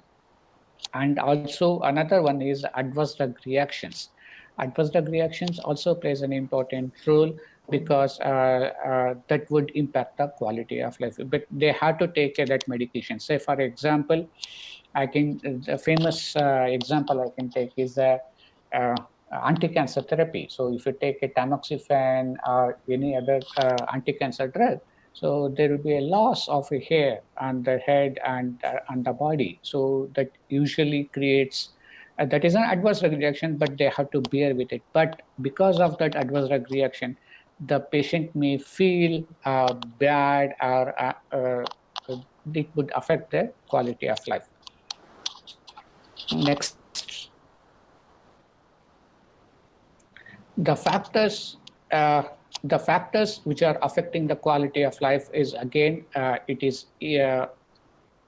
is further impacted by economical parameters as well. Say, for example, the patient has been prescribed certain medications which are costly, okay, so that that would impact their buying power. Instead of taking a 3 tablets a day, so he will be taking only 1 tablet. So that would impact the outcome, and that also plays. Assume that if they have to buy that medications, but whatever the cost to save his or her life, so that will also make an impact on their quality of life. And then we have a cultural setup. So you have been born and brought up in a particular cultural setup. So that will also plays a quality of life. Some people, they accept whatever they have received. Okay, say for example, if somebody said that you are going to die in 3 months, they will accept it coolly. But some people may be unable to accept because of their cultural setups, and that shock which they might have got, that is what we say that the psychological issues also plays an important role in that. And then the treatment parameters, how they were, what the treatment options they have. Say for example, as I was talking, whether to use a pacemaker or whether to use a cardiac resynchronization therapy, or it may be a surgical removal of a breast, or it may be radiotherapy, etc., etc. So these are all the factors that would really affect the quality of life of a person, and that specifically health-related quality of life. So these parameters has to be taken consideration specifically in preparing a questionnaires. Next slide, please. So how do we do that? That's the reason we have two different methods we have whenever you are preparing the questionnaire. One is that conceptual framework. So once you take a concept, there will be multiple domains. Say, for example, I had told you in the beginning, if you remember, say like the concept is change in their pain scale. Okay, what the feelings. Okay, so like that. So that concept is, say for example, I will come with an example like you have a cancer. So and that cancer, what would the patient would be feeling? Say for example, I will take an example of head and neck cancer. Head and neck cancer. So in that, what would be the usual problem, especially if you have got a throat and head and this neck, this part, if they got a problem in the cancer, so what usually the problems would affect? So usually that is swallowing, speaking, or any other regular daily activities, even brushing of a teeth. So this is one concept is the head and neck cancer, but the domains may be like swallowing, speech, and other daily activities. That is what we call the domains. And in that domain, we can prepare certain questions to understand their quality of life during that particular situation. Next. Next slide. Yeah. So go back. Yeah. So this is the usual way of discussing how to prepare a questionnaire, but that was the earlier one. So, and I have also told you previously, how when you prepare a questionnaire, you should have a certain skills. How do you choose that? I asked you, how are you feeling today? So then the people may say that, yeah, I am good, bad, ugly. Okay. But if I ask the person to quantify the number, how much you are doing it, 0 is lowest, okay, or the death, and then 10 or 100. For example, 100 is the best of the best of your health status. How do you put forward it? So that is what we call quantification. That quantification can be done in a different scales. So that is, we have 3 scales here I have shown you. There are multiple scales. It is depends on you what you wanted to use. The first one is we use usually majority of the places we use the Likert scale. Likert scale is I feel that my leisure activities are affected after the disease. So it is 5-point scale. So usually it goes like this: strongly agree, undecided, disagreed, or strongly disagree. So the patient has to choose the particular what the person will feeling at that particular point of a time. Or we have a visual analog scale, which I already explained to you, related to the pain scale is very similar. To what extent do you feel that you have a financial difficulties for the treatment of your diseases? Okay, disease. So that is a 0 to 10. So the person has to choose the best one. Or it's a rating scale. How many episodes you have had since last 7 days? Okay, so it may be less than 2 to 5, 5 to 7, 7 to 10, or more than 10. So it is the way how you get the responses. Okay, so this is important parameter because what you choose should be easy and understandable to the patient, and he or should be able to interpret properly and get the things done. See, another thing which you should understand here, here I have put 3 different conditions. One is activities, day-to-day functioning. I told you the functioning is an important one. And then visual analog scale. In there you have put the economical conditions as well. And then the symptoms also I had put here. Okay, so how many episodes you have had since last 7 days. So this is how you have to think and create a particular scale. Okay, next. So okay, now okay, so here we will take, so I believe that you have understood, and now we will go a little bit specific questionnaire here. So I had given an example of head and neck cancer. So here, assume that I had prepared, as a company, I had prepared a product V. Okay, so product V reduces the problem with the swallowing, speaking to others, and improves daily activity. That is the claim they wanted to do. Okay, so what are the important parameters usually we have here? So swallowing. So first one is a swallowing. So swallowing is three different conditions we can surely look into it. What is that? The swallowing of their own saliva. Because if you can swallow your saliva without any difficulty. That is no problem when you are doing it. But specifically when you have to drink the liquids, okay, drink the liquids, that is also may be painful when the patient is doing the same. Okay, and the patient is swallowing the solid foods, may be difficult for the head and neck cancer patients. So we wanted to make sure that with this product will helps reduce the problem in swallowing of these three items.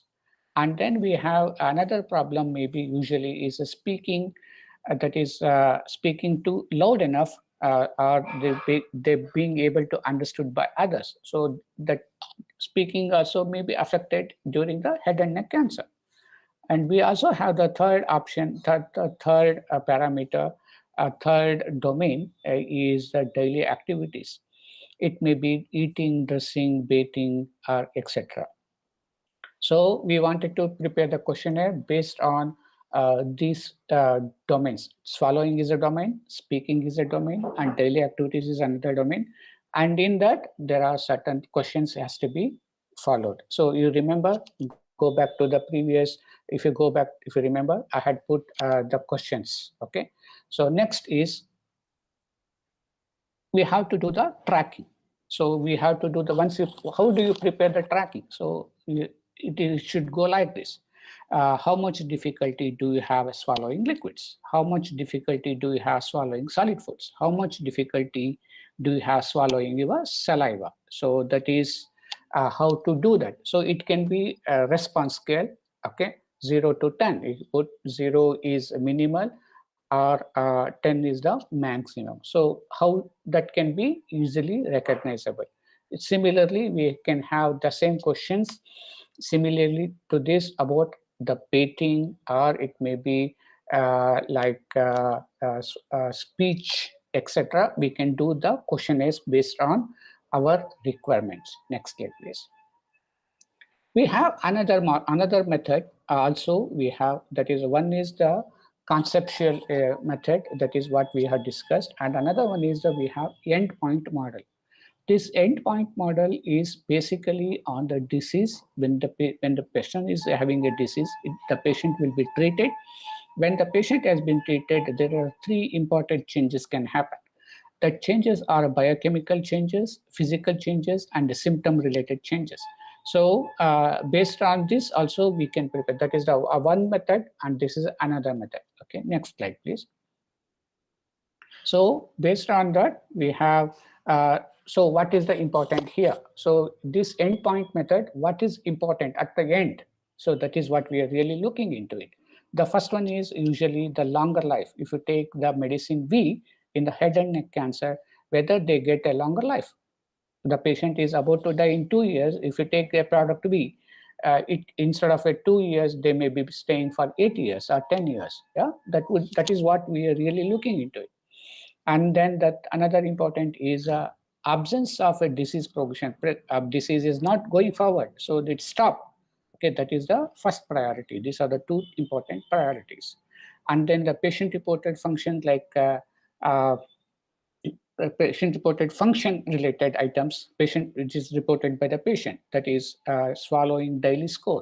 So they have to put a diary saying that I could able to swallow the saliva, liquids, and solid food, how it is improving, deteriorating, what. Okay, so that is a hierarchy to the second importance.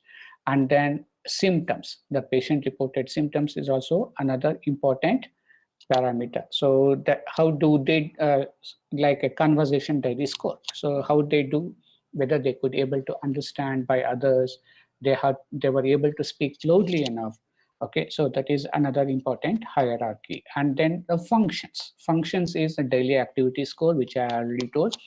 That is also an important parameter. That is another hierarchy. So based on that, this is a endpoint model because we are looking at what is the outcome, a final outcome. So that is the end point, what we are really looking into it. And then we make a hierarchy, which is the priority, what is the second priority, what is the third priority, we're looking at, and then we will prepare a questionnaire. So this is another method of preparing a questionnaire. Next. So now I told you earlier that we wanted to prepare a questionnaire, but based already we have University of Washington Quality of Life questionnaire is already available to understand specifically on head and neck cancer. So what this questionnaire is that? So you can see here, here this questionnaire asked about your health and quality of life over 7 days. So what happens in the last 1 week, you should tell, or the patient should tell. So here I told you that the questionnaire is like this. This is another method. I told you several methods of a questions can be formed. The response scale, visual analysis scale, Likert scale, or this is another simple method also. This is direct questions. So the pain, so that the patient should tick the relevant point on that particular day. So it may be I have no pain, I have a mild pain, I have a moderate pain, I have a severe pain, I have a severe pain but no medication. I mean, it is not controlled by the medication. So it has to be choose so that we can able to identify the track. Next. Swallowing. Okay, so the swallowing, I can able to swallow as before. I cannot swallow certain solid foods. I can swallow only liquid food. I cannot swallow because if it goes to another and it makes me choke. Okay, so this is the method of asking, so that they have to just choose the whatever they are feeling on that particular day. Next. We have the speech. So my speech is as before. I have a difficulty saying some words. Only my family can understand me. I can't be understood by anybody. So that voice has been gone down. Okay. So this is how they will be tracking, and then this has to be continued for every 15 days or 1 month, so that they could able to detect the change. Say for example, if it is say for example here the top 4 that I can't be understood, but after taking a treatment with product V, so if they moved from 4 to 3, that is also a great achievement.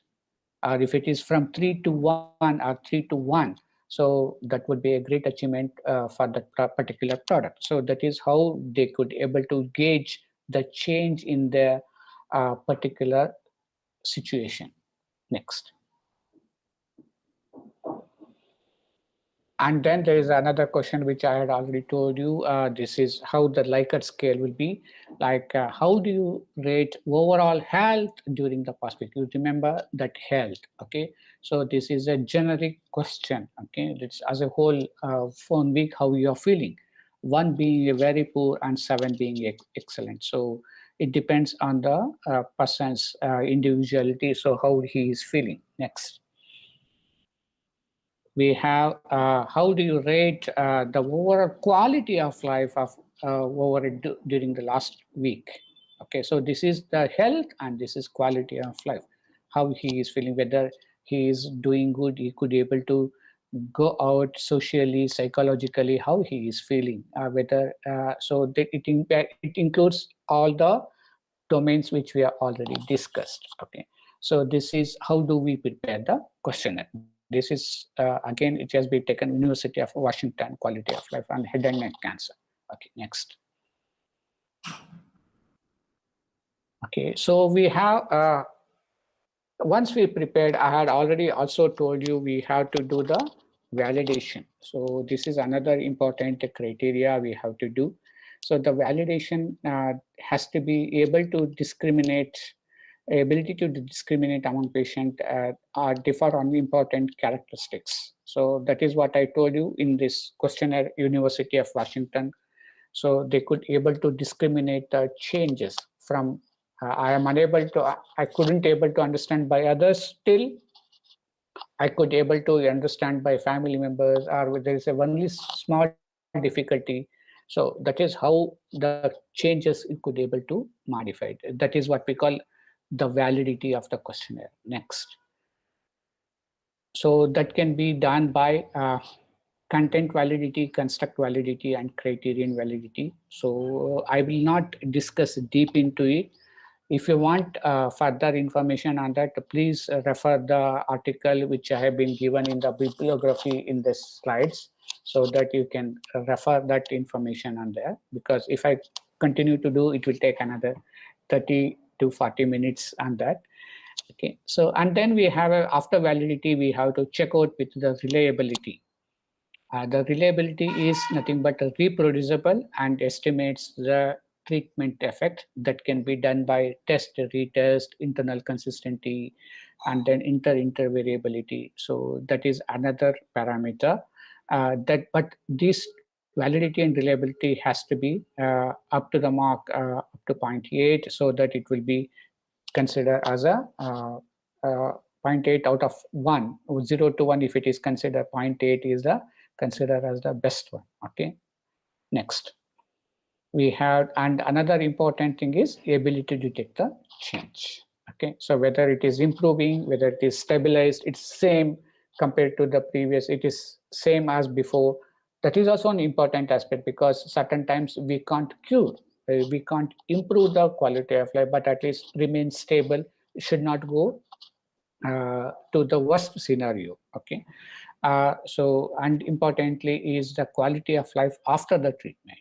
So usually I can give an example here, the joint replacements. Okay, joint replacement for the osteoarthritic patient. So for example, if the patient has been unable to move out of the bed because of the joint pain and osteoarthritis, the patient has been replaced with joint replacement has been done, so the patient can move out of the house. That would be a great change in his life. The quality of life has been totally changed because of that particular treatment. Or the patient has gotten a heart attack, or the patient has gotten a high heart attack, that is a myocardial infarction, and the patient underwent a angioplasty, and then the patient can go back and be on his own. So that is the great achievement, and his quality of life will be improved after the treatment. That's that's an important criteria of a patient-reported outcomes, are the health-related quality of life. Next slide, please.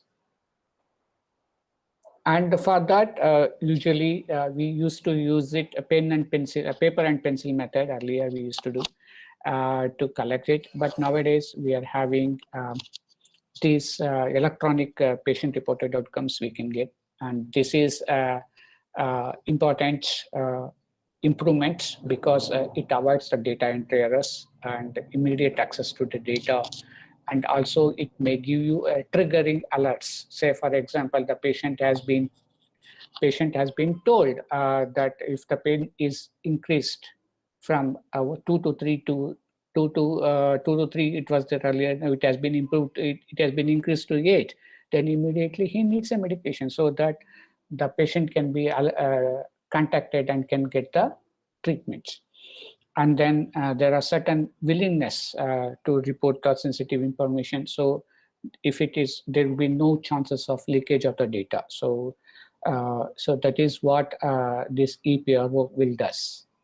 Okay, so this is about our patient-reported outcomes, and these are the bibliography, and you can see the points here. First one is the article written by Deshpande and me as a co-author there, and then another one, other two important is which usually I spoke. These are the three important articles which I referred to prepare for this session. Okay, and then you can read it. Okay, go back. Okay, so stop here. I don't know what you are feeling now, whether you have been overwhelmed with the information, nothing enters into your brain. So any questions? Next. Any questions? Thank you. you can contact me on my email. Next slide, please.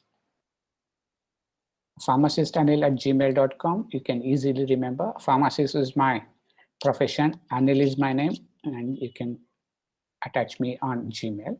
I'm also available on Facebook. Please, next slide. Yes, I'm available on Facebook as Anil Tumkur.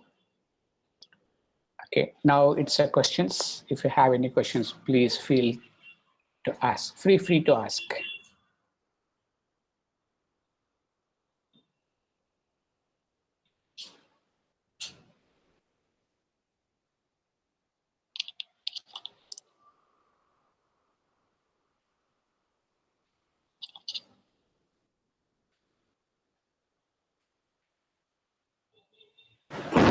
Yeah, so now session is open for question and answer. Anyone wanted to ask any question, please type a chat. Tirth, is there any question?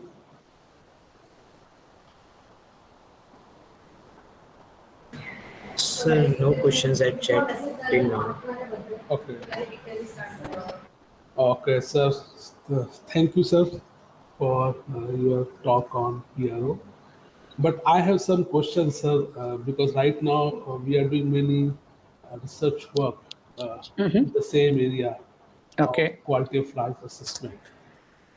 So if we are planning to go for any validation part of any questionnaires, so what are the methods should we adopt to validate these questionnaires? I said earlier for this, you have a multiple approach. You can go with the conceptual model, or you can go with endpoint model. There are two options. If you are comfortable with the conceptual model, you can go with the conceptual model.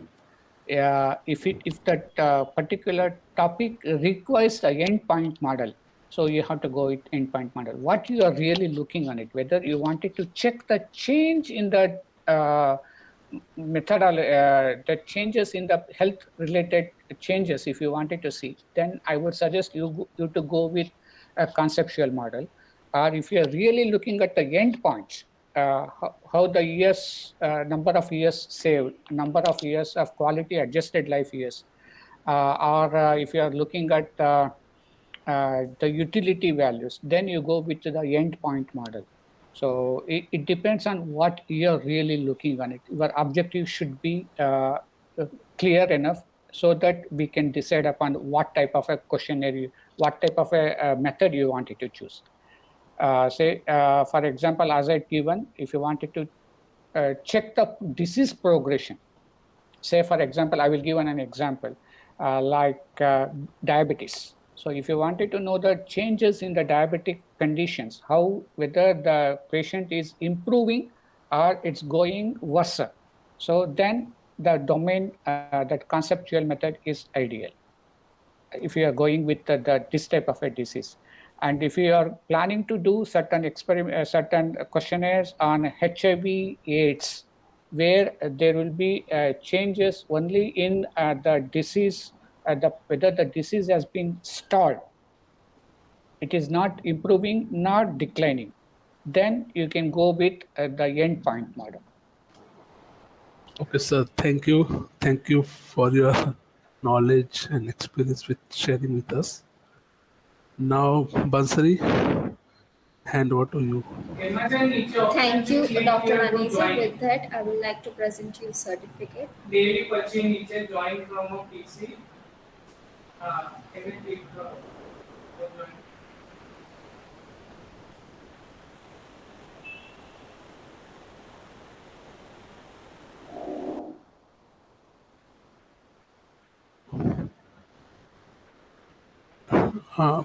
Unmute yourself. Your voice is not coming.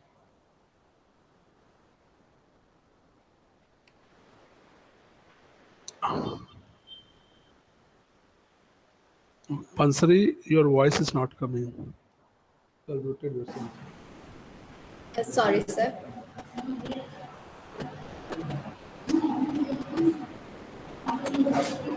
Okay. And what about a certificate for Nagappa, sir? Thank you. Thank you for being called on this special occasion. Thank you, Tarachand. Thank you, sir. Thank you for, and I'm hoping few more webinar from you, sir, in future.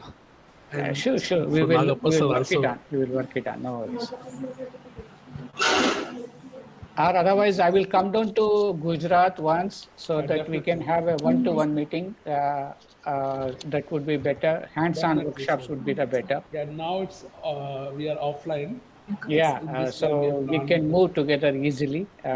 So I can come down to your college and visit and make certain things happen. Definitely, sir. And now next, Bansri, what is Yes, next sir. now? Sir, Now we have valedictory session. Because as you know, sir, we have conducted many event for student participation, like poster making, video making competitions. So for that results, we are going to announce now. So now, Bansri, over to you. thank you, sir. Now proceeding towards the valedictory, I would like to begin by offering congratulations to everyone for their wonderful participation. We have received 87 participation across the nation, among that one was from Bangladesh. We are grateful to all the participants who have actively participated in this event and have shown their creativity and innovative ideas. With that,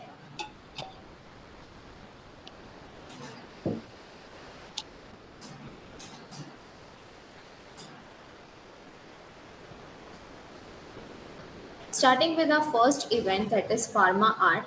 The theme for the event was Pharmaceutical Care Services Provided by Pharmacists for the Healthier World.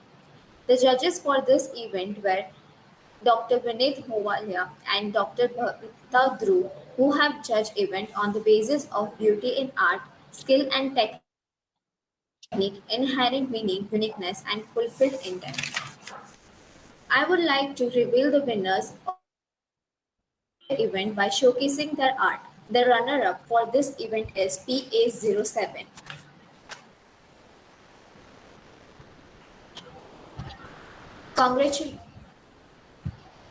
Congratulations, Rafia Siddiqui. Now, the winner for this event is PA02.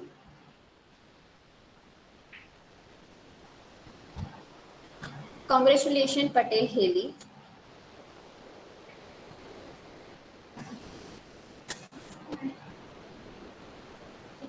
Now, we'll move forward to our second competition, that is Pharma Play. The theme for the Pharma Play is Role of Pharmacist in Patient Care. The judges for this event were Dr. Akash Mathuria and Dr. Divyang Dave, who have judged on the basis of originality of flow, quality of audio and video, characterization of a dialogue. The runner-up for the Pharma Art Play is PP08. Let's take a look on their play.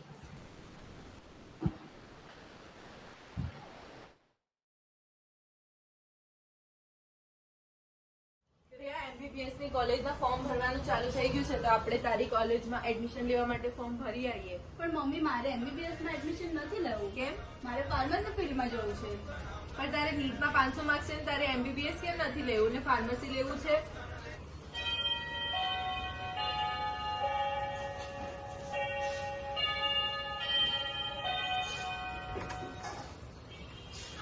આવો માસી. શું થયું ક્રિયા? કેમ તારો આજ mood off છે? યાર માસી આ મમ્મી સમજતી જ નથી. મારે ફાર્મસી ફિલ્ડમાં એડમિશન લેવું છે અને એને MBBS કરાવવું છે. આવ બેસ. શું થયું? કેમ તું ના પાડે છે એને એડમિશન લેવાની ફાર્મસીમાં? આપણા ઘરમાં બધાએ MBBS માં જ એડમિશન લીધું છે અને હવે એને ફાર્મસી લેવું છે. ફાર્મસી લઈને શું એ દવાઓ વેચશે? અરે ના ના, એવું ના હોય. શું એવું ના હોય? હું હમણાં જ એક ફાર્મસી સ્ટોર ઉપર ગઈ હતી, ત્યાં તો એનો મને દવાઓ આપીને ગેમ રમવા લાગ્યો અરે ના ના, મેં હમણાં જ ન્યૂઝપેપરમાં વાંચ્યું હતું કે હવે ઘણી ફાર્મસી સ્ટોરો હેલ્થ સ્ક્રીનિંગ સર્વિસ બી પ્રોવાઈડ કરે છે. હા મમ્મી, એવું નથી હોતું કે ફાર્માસિસ્ટ એકલી દવાઓ જ વેચે છે. અત્યારે ફાર્માસિસ્ટ પેશન્ટ કાઉન્સેલિંગ કરે છે, હેલ્થ સ્ક્રીનિંગ સર્વિસ પ્રોવાઈડ કરે છે.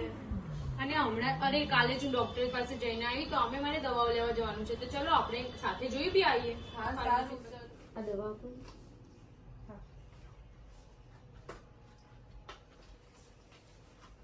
અમારી ફાર્મસીમાં અત્યારે હેલ્થ સ્ક્રીનિંગ બી પ્રોવાઈડ કરે છે. શું તમારી પાસે ટાઈમ છે થોડો? હા. તો હું તમારા બ્લડ શુગર લેવલ ચેક કરીશ, તો એમાંથી તમને ખબર પડશે કે તમને ડાયાબિટીસ થવાના ચાન્સીસ છે કે ના.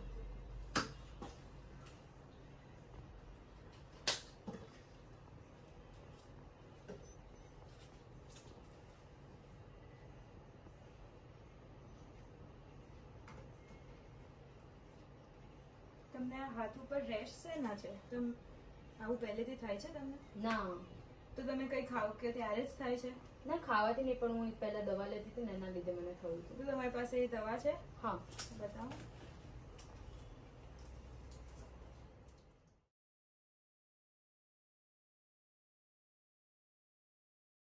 ફાર્માસિસ્ટ બીજી કઈ સર્વિસ પ્રોવાઈડ કરે છે?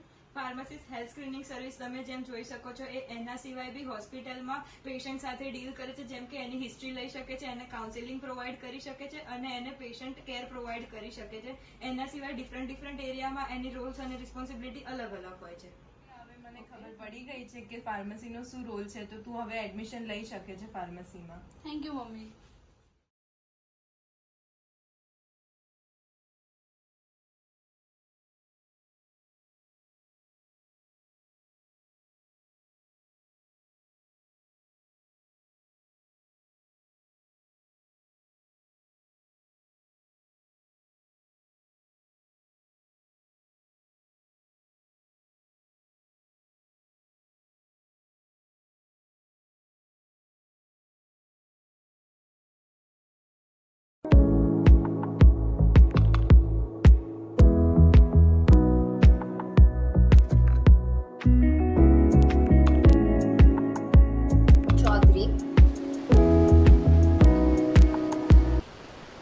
Dhruta Patel, Haley Patel, and Kriya Patel.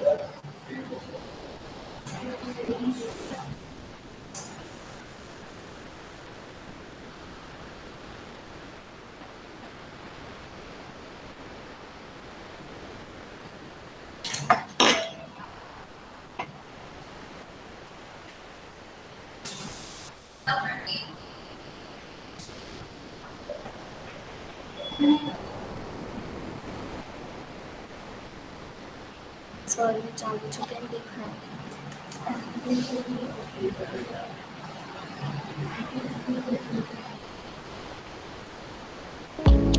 Tarachand sir, can you please stop presenting your screen? I'll stop. Okay, sir. I'll stop. Once again, congratulations, Mosam Chaudhary, Dhruta Patel, Haley Patel, and Kriya Patel. The winner for Pharma Play is PP06. Let's take a look on their video.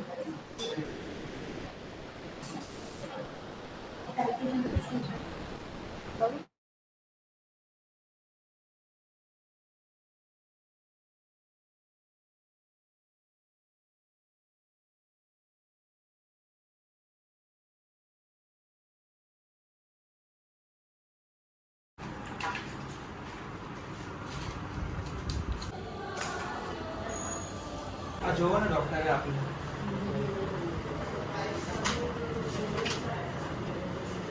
હા, તમારું એકેટી box તમારા વજન પ્રમાણે તૈયાર જ છે. આ તમારી દવાનું બોક્સ છે, જેમાં તમારા વજન પ્રમાણેની દવાઓ છે. આ તમારે દવા ભૂખ્યા પેટે નથી લેવાની, તમારે હળવો નાસ્તો કરીને દિવસમાં એક ટાઈમ લેવાની છે. અને તમે તમારા મરજી પ્રમાણે દિવસમાં ક્યારે બી દવા લઈ શકો છો, પણ દિવસમાં એક ટાઈમ જમ્યા પછી જ લેવાની, ભૂખ્યા પેટે ના લેવાની. આની કોઈ આડઅસર તો નથી? હા, આની આડઅસર થઈ શકે છે, જેમ કે સાંધાના દુખાવા, એસિડિટી, કે આંખે અંધારા આવી જવા, કે ચામડીનો રંગ શ્યામ થઈ જવો. પણ તમારે ગભરાવાની જરૂર નથી. તમે તમારા ડૉક્ટરને કોન્ટેક્ટ કરી શકો છો, કાં તો તમે અહીંયા આવીને બી કરી શકો છો. આ તમારું કાર્ડ છે ફોલોઅપ માટેનું. તમારે જે દિવસે દવા લો એ દિવસે તમારે આ જે કાર્ડ છે એને આમ પાડીને અને એની પાછળ જે બી નંબર લખ્યો છે એના પર તમારે મિસ કોલ કરવાનો છે, જેનાથી અમને ખ્યાલ આવી જાય કે તમે દવા સમયસર લો છો. અને જો તમે દવા સમયસર નહીં લો તો અમારી જે એપ્લિકેશન છે એની અંદર રેડ લાઇટનું સિગ્નલ આવશે, તો મારે તમને યાદ કરાવવાનું છે કે તમારે દવા લેવાની છે.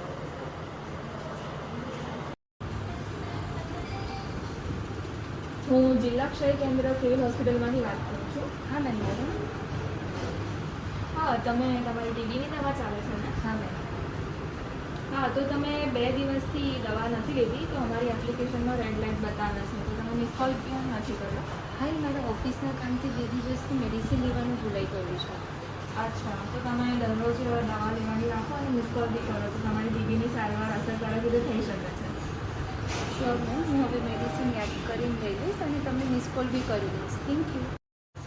કેવું છે તમને હવે? સારું છે, પણ થોડી એસિડિટીની તકલીફ રહે છે. તમે ભૂખ્યા પેટે દવા લીધી હતી વચ્ચે? હા, 1-2 વાર ભૂખ્યા પેટે લીધી. હા, તો એટલે જ એસિડિટીની તકલીફ થઈ હશે. આ દવા તમારે હળવો નાસ્તો કરીને કાં તો જમ્યા પછી જ લેવાની છે, તો તમને એસિડિટીની તકલીફ નહીં થાય. ઓકે. આ તમારી આગળના 4 મહિનાની દવા છે અને તમારું નવું ફોલોઅપ કાર્ડ છે. તમે જે આગળ મિસ કોલ કરતા હતા ને એવી જ રીતે આની અંદર બી પાછળ નંબર આપેલા છે, તમારે મિસ કોલ કરવાનો છે. અને આ દવા પણ ભૂખ્યા પેટે નથી લેવાની. Pharmacist, this is our duty to provide with patient-specific information on their disease and the medicine and check the adherence towards the medicine and its side effects for the effectiveness of the therapy.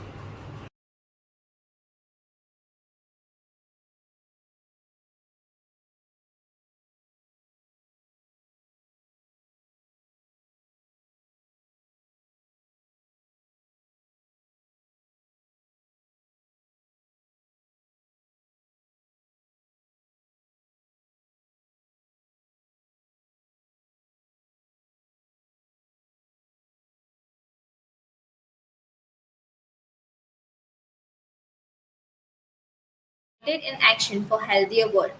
The judges for this event were Dr. Chintan Patel and Dr. Lata Panchal, and evaluation was done on the basis of poster content, that is clarity, quality, and significance of topic, poster organization, that is layout and clarity, and poster presenting skill.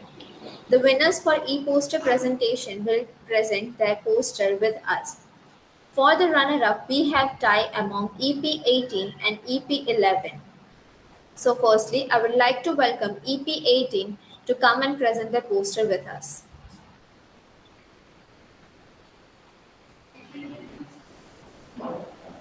EP18, that is Rizwan Mahdi and Sadia Afreen.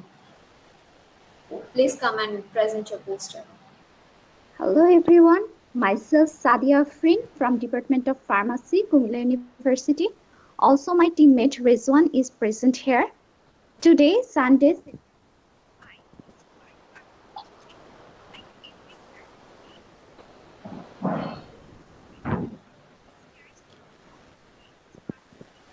So can you share your screen and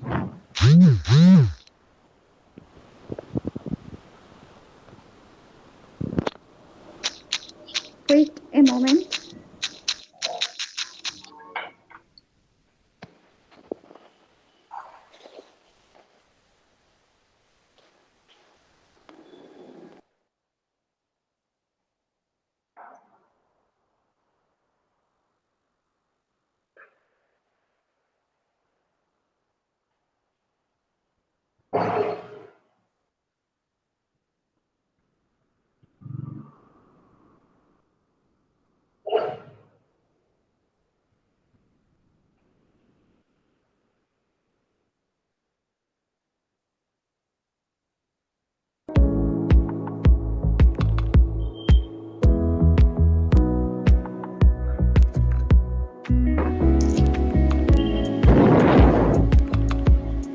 not able to share your screen? Sadia Afrin.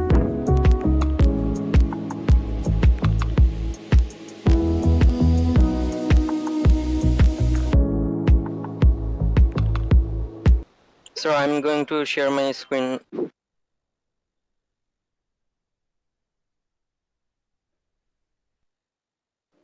Sorry for the interruption. There was a network problem. Sir, is it my screen is visible? Yes, your screen is visible. Just open your poster. Yeah, that's fine.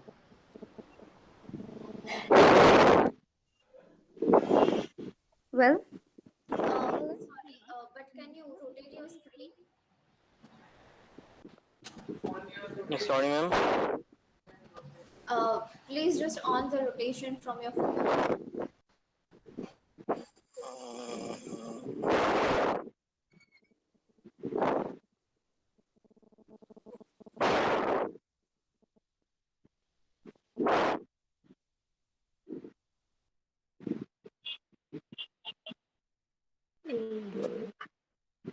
Now it is okay. Yeah, it's okay. hello, everyone. From the University. Also, my teammate Rizwan is present here. Today, Sunday, September 25, is World Pharmacists Day. Like every year, the day is going to be celebrated worldwide. This year's theme of the day is Pharmacy, a United Action for a Healthier World. This day is being celebrated with a call to unite for health by overcoming all obstacles, including different conflicts, different politics and culture, and economic inequality. The celebration of the day started in 2010, but in Bangladesh, this day started in 2014. Now I am going to represent a poster about Pharmacy United in Action for Healthier World, and our poster code is EP18. Before going to my main topic, firstly, we have to know who is pharmacist. Pharmacists are healthcare professionals who are specialized in the right way to use, store, preserve, and provide medicine. They can guide you and on how to use medications and let you know about any potential adverse effects of what you take. They fill prescriptions issued by doctors and other healthcare professionals. Now, the most important topic is why we need them. The role of pharmacist is critical in country's healthcare system. Focused on patient care and safety, a pharmacist must ensure that the right patient receives the right medication and the right dose.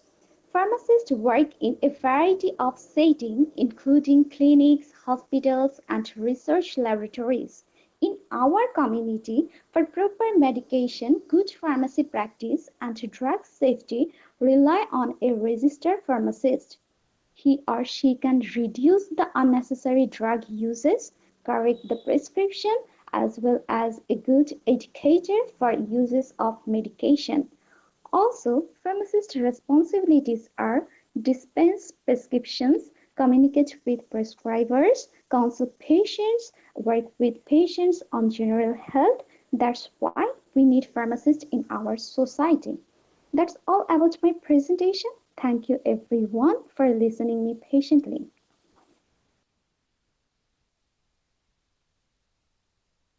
Thank you very much.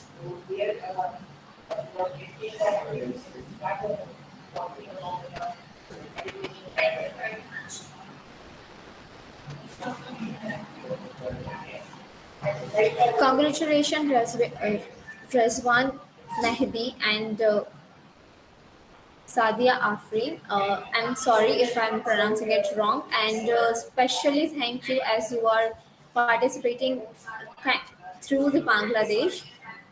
Thank you very much. Now I would like to welcome EP11 for presenting their posters, that is Rajvi Shah and Disha Patel. Hello. Yes. Okay, I'm sharing my screen. So,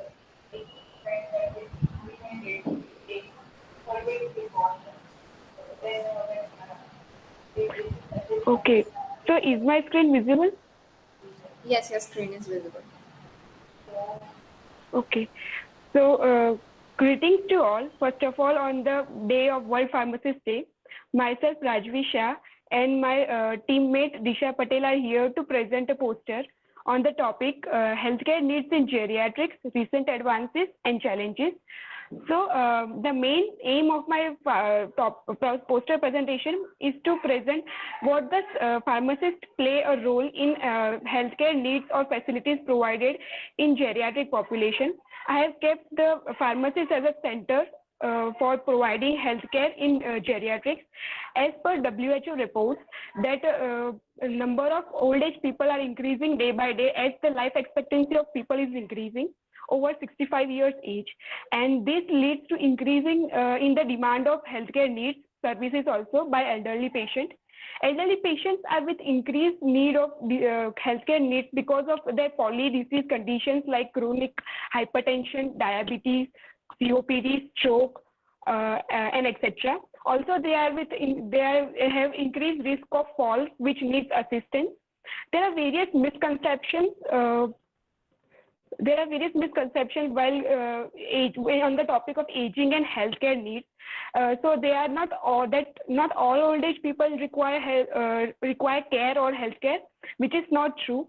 Also, there are various challenges in the healthcare facility faced till now, which are professional system barriers, time-related barriers, and various personal reasons which becomes a barrier in healthcare facilities. So what can be done for that is that we can include some technologies like remote health monitoring in the form of e-health or m-health. So m-health is basically mobile health, and the easiest example nowadays is the smartwatch, which alerts or detects any abnormality in the heart rate, blood pressure, or SpO2 or body temperature, and alerts to their family members or their healthcare providers, which will be a great boon for providing emergency care to the geriatric people. One of the application of remote health monitoring is home-based remote health monitoring system, and that is smart homes. So smart homes are basically traditional homes with having smart devices which will help in early detection, or alerting family members and healthcare providers in case of any emergency. There is an immense role of pharmacists in this area, as pharmacists can help in awareing the people about the healthcare need the actual healthcare need in the disease or elderly population. Also, how to handle like emergency situation in elderly population. Also, pharmacists can help provide this kind of aware about this kind of technologies to the general public and help in easy monitoring. So let's talk about what are the benefits and challenges. So the benefits are that are with technology development is efficient and timely care and easy detection of various disease conditions. Also, the challenges that are faced by these technologies is that privacy and security will be the main factor. Also, these systems are a bit complex, but if we try and research more, then we can cut these challenges. Also, the main problem is with the cost, but as I said that with research and with more development, we can reduce the cost. So at last, I would like to thank KBIPER ISPOR chapter for providing me this opportunity to present my poster and my idea here. Thank you everyone for listening out to me. Thank you, Rajvi.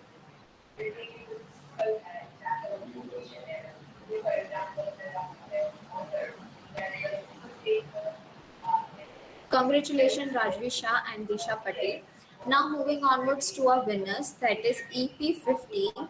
I would like to call Vidhi Patel and Vrunda Patel for presenting their poster.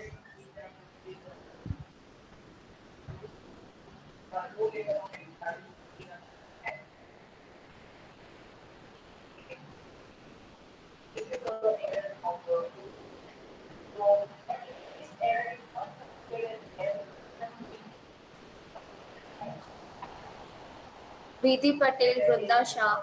Is anyone there?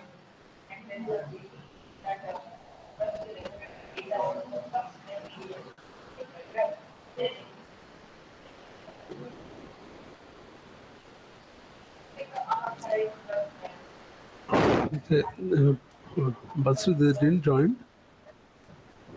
No, sir, Vrunda is present.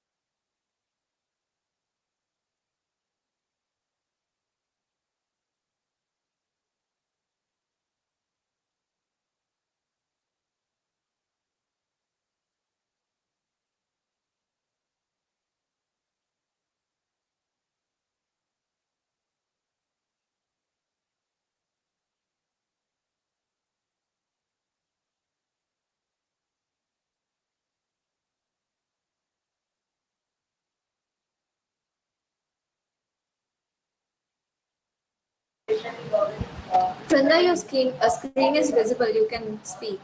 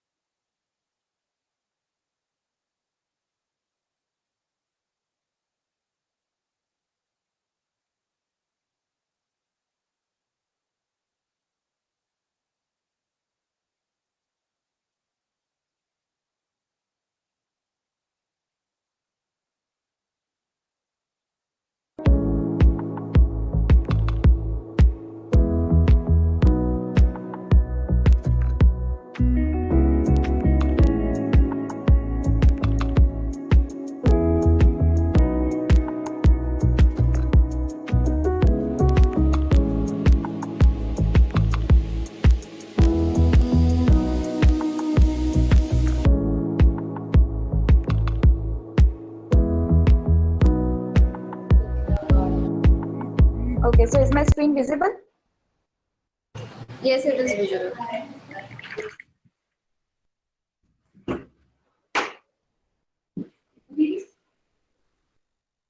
So, good afternoon, everyone. My name is Vrunda Shah. I am student of PharmD 5th year from KB Institute of Pharmaceutical Education and Research. Me, along with my group partner Vidhi Patel, are going to present an e-poster which is based on the theme Pharmacy Practice and Pharmacy United for Healthier World. So, for this, our title of the topic is Pharmacists for Healthy World. Since many years, pharmacy profession has expanded significantly in terms of professional service. And from the whole world, pharmacist has played an important and magnificent role to bring our healthcare in front. Pharmacist is the backbone of our healthcare system. So we will discuss some roles of the pharmacist. Amongst them, some are dispensing of medications, patient counseling, drug information center, therapeutic drug monitoring, pharmaceutical industry, and pharmacovigilance. So first one is dispensing of medications. Medicine supply and dispensary is the basic duty of pharmacists to check whether the prescriptions from the physicians are properly prescribed or the medicines are properly given to the patients or not. Second one is patient counseling. Pharmacists are trained to provide counseling to patients about medication information, side effects, and other related topics. Pharmacist's responsibility is to dispense medication as well as answer the questions from patients about any drugs they may be taking or have taken in the past. Another responsibility is Drug Information Center. Providing medication information to patients and families, healthcare professionals, and other personnel is the prime responsibility of pharmacists. Here, the pharmacist has to answer the drug-related queries from any of the healthcare professionals or patients and the solutions should be given on the basis of scientific evidence and other related factors such as patient factors and cost factors. Another role is therapeutic drug monitoring. Drugs which exhibit poor and erratic absorption. Drug therapeutic monitoring is required, especially in the patients or in the drugs which are not giving proper response or which shows toxicity. Initial selection of drug regimen and also maintenance dose are based on and decided on the TDM results. Another one is pharmaceutical industry. Pharmacists ensure that the supply of medicine is within the law. There are many roles in the pharmaceutical industry. Some of them are QA/QC, that is quality control and quality assurance, packaging, research and development, and marketing surveillance. Another one is pharmacovigilance. Basically, pharmacovigilance is a science and activities which are related to the detection, assessment, understanding, and prevention of adverse effects of any medicines and any medicine-related problems. All the medicines and vaccines undergo rigorous testing for safety and efficacy through clinical trials before they are authorized for use. So these are some goals which are played by the pharmacist. Thank you. Thank you, Vrunda.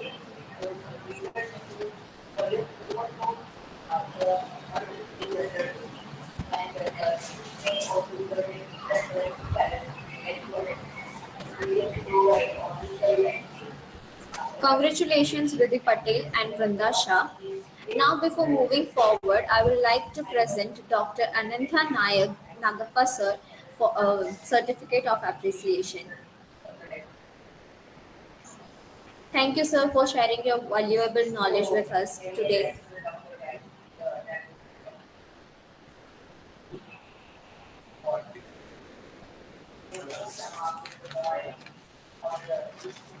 As we are heading towards the end of the event, I would like to invite Dr. Sandeep Bhatt, HOD of Pharmacy Practice, KBIPER, to give vote of thanks.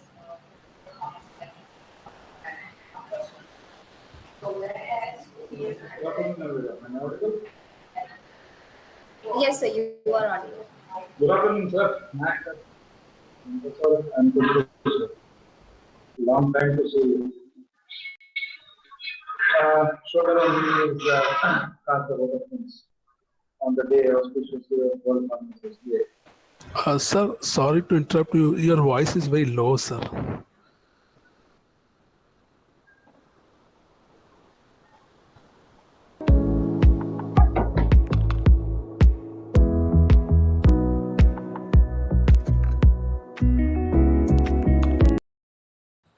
Hello. Yeah, it's good, sir. Fine. Is it okay? Yes, sir. Yes, sir. Okay, fine. Thank you. On this auspicious occasion, it is my responsibility to forward the vote of thanks. There are many kinds of awards. Of the awards, to forward a vote of thanks to the eminent personality, just like Anantha Naik Nagappa sir and Anil Tumkur sir, having a name and personality on dais and casting a vote to them is itself a kind of a award and thanks to me. So I feel pleasure that I am forwarding a vote of thanks to both the honorable sirs. Please accept our vote of thanks on this auspicious occasion. On behalf of KSV, KBIPER Student Chapter, KBIPER and KSV, I feel proud and pleasure to forward this vote of thanks on this auspicious day of a celebration, World Pharmacists Day. Especially worth mentioning for Dr. Anantha Naik Nagappa sir for sparing a valuable time, sharing experiences, motivating the budding students for the pharmacist on the specific holiday, sparing this much of time and valuable time for celebration of World Pharmacist Day. KBIPER, KSV ISPOR Student Chapter will remain grateful to you, sir. Worth mentioning and forwarding thanks to Dr. Anil Tumkur, sir, for sparing a time, remain present,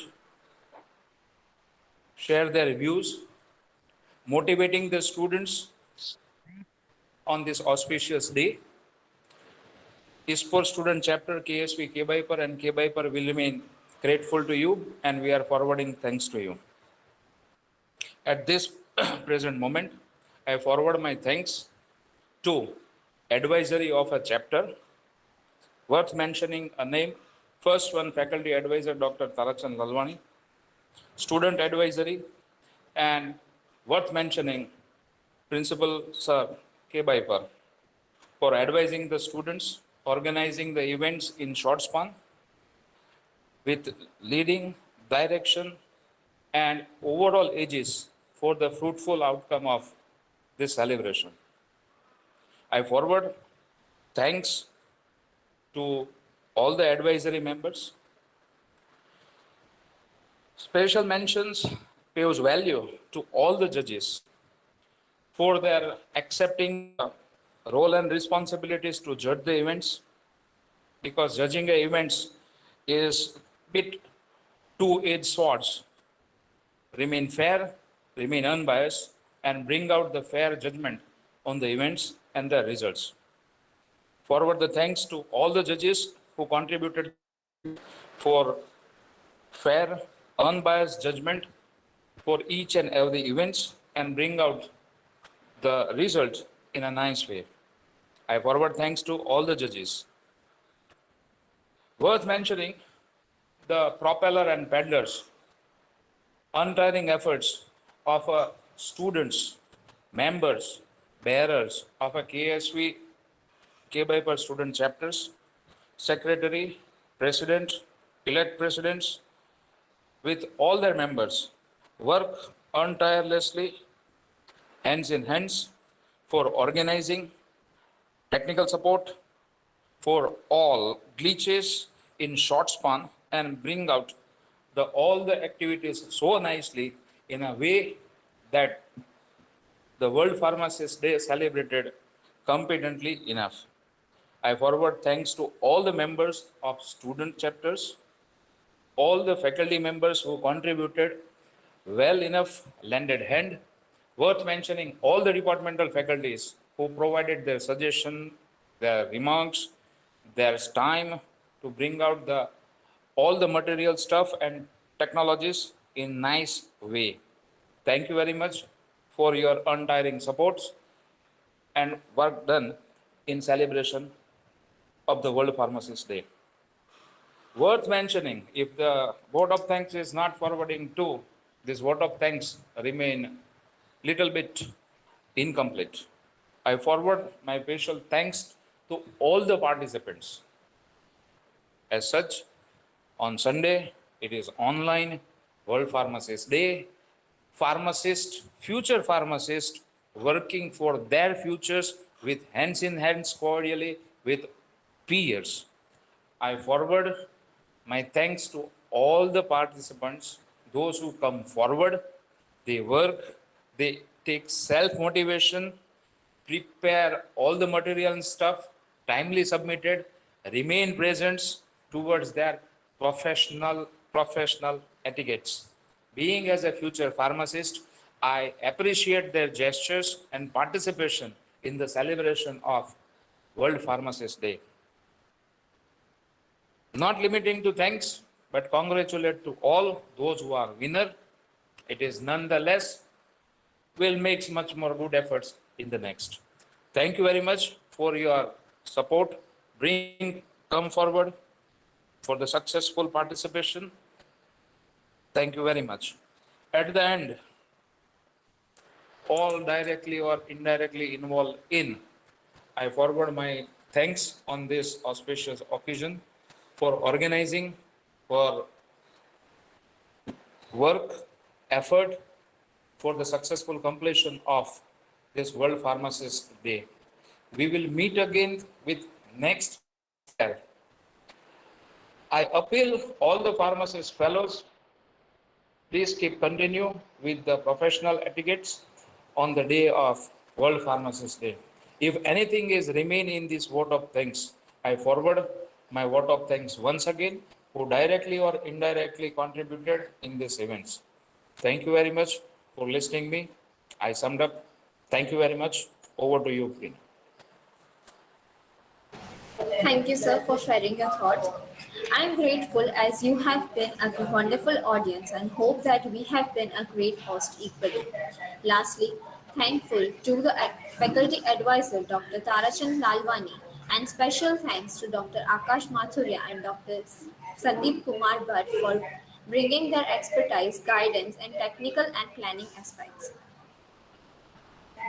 Last thanks to the event coordinators Reena Patel for Pharma Art, Urvi Patel for e-poster presentation and Bansi Saparya for Pharma Play. Member Secretary Meet Prajapati and Vice President Tirth Savaliya.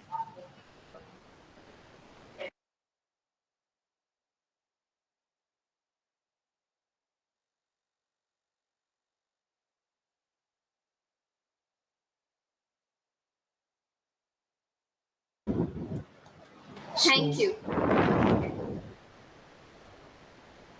Thank you, everyone. So with that, we are ending this session.